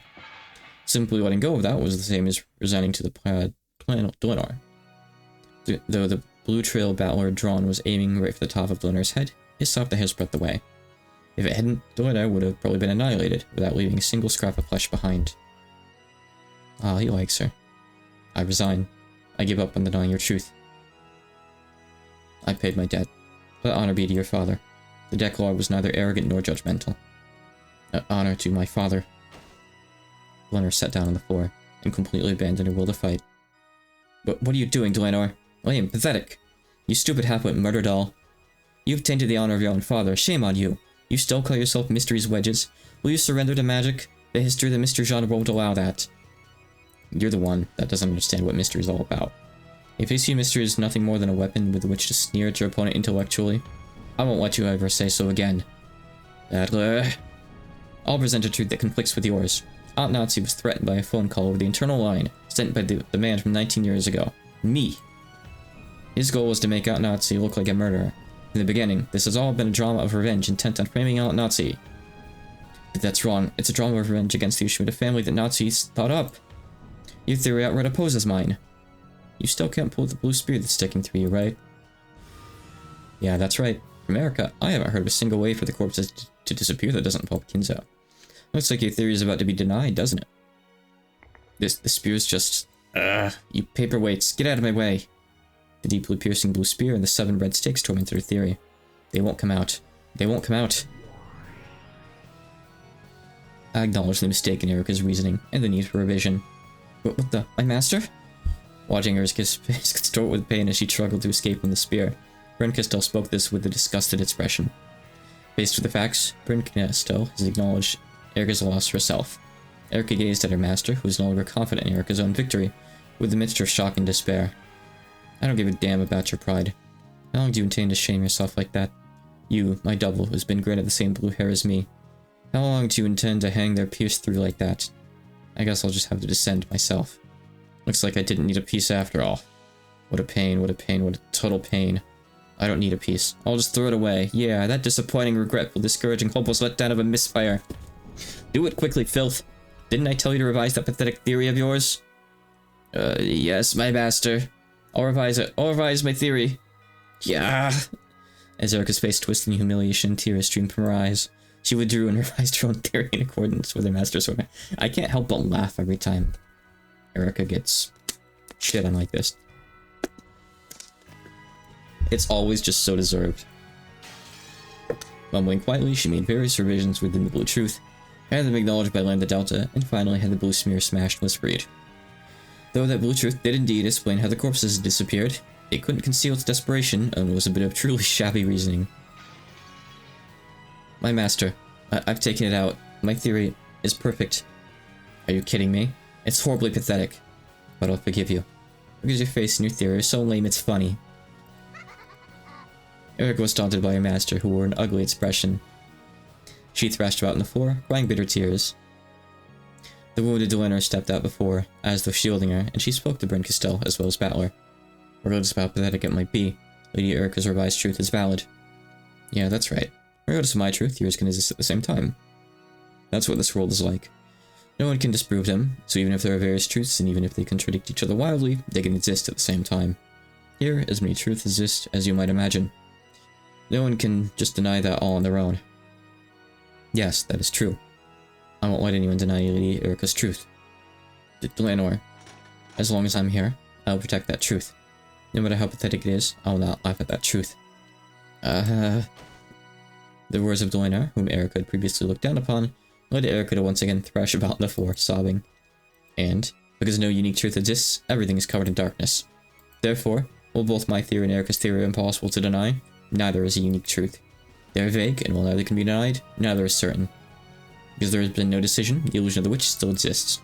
The only one who will be permitted to expose it is neither Erica nor the rest of you. It's me alone. I won't let anyone expose Beatrice's illusion except me.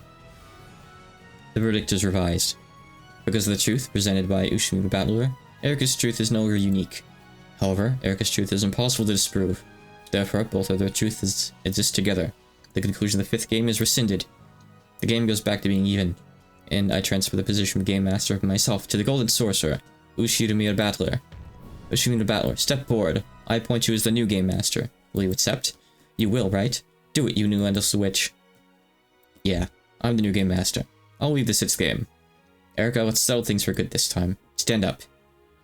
Yes, I will stand. I'll make you regret giving me a chance to clear away this shame. My master, please give me an opportunity to fight with Battler again in the 6th game. Sure. Of course, I'll give you a chance. Wow, incredible, she said. I'll give you a chance.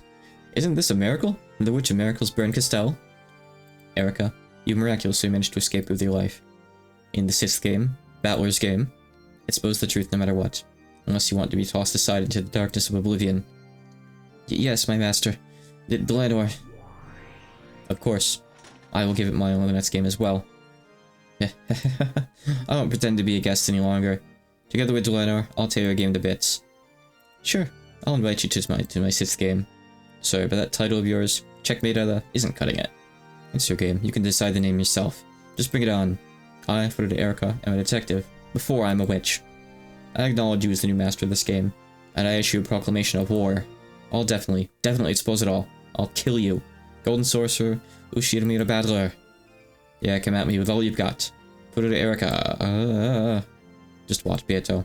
I'll take charge of your game. In this next game, I'll prove that I completely understand all of your riddles.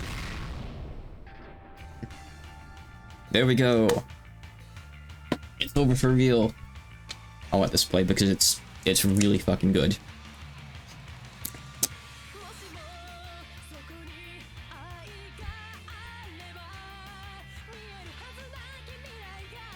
This is probably one of the best ending songs. Actually, 6 is also...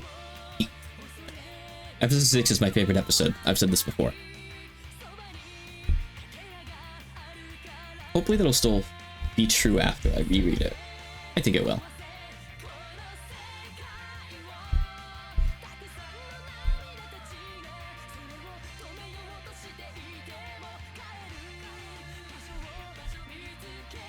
Preview of next episode. Behold. It's really hard to get a good angle. I'm not used to webcamming. Here. No. Sure. Good enough. Acknowledge him.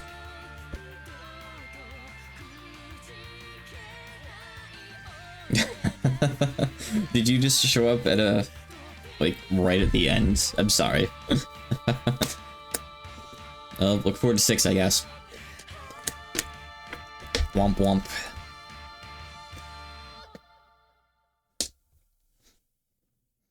Yep, we'll be doing a couple tiny short video extras that Reels provided as well in just a minute.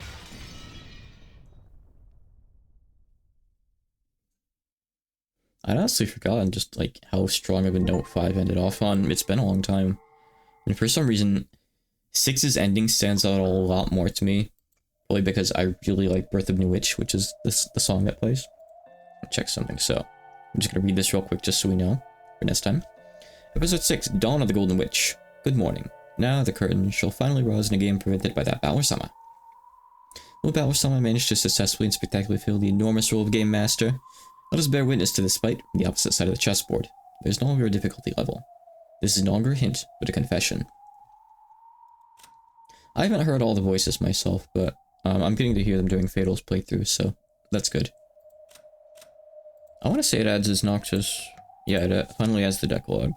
It skips over 5, because 5 is, let's just say, unnecessary. 5 does not apply. So that's cool. Ketsuban.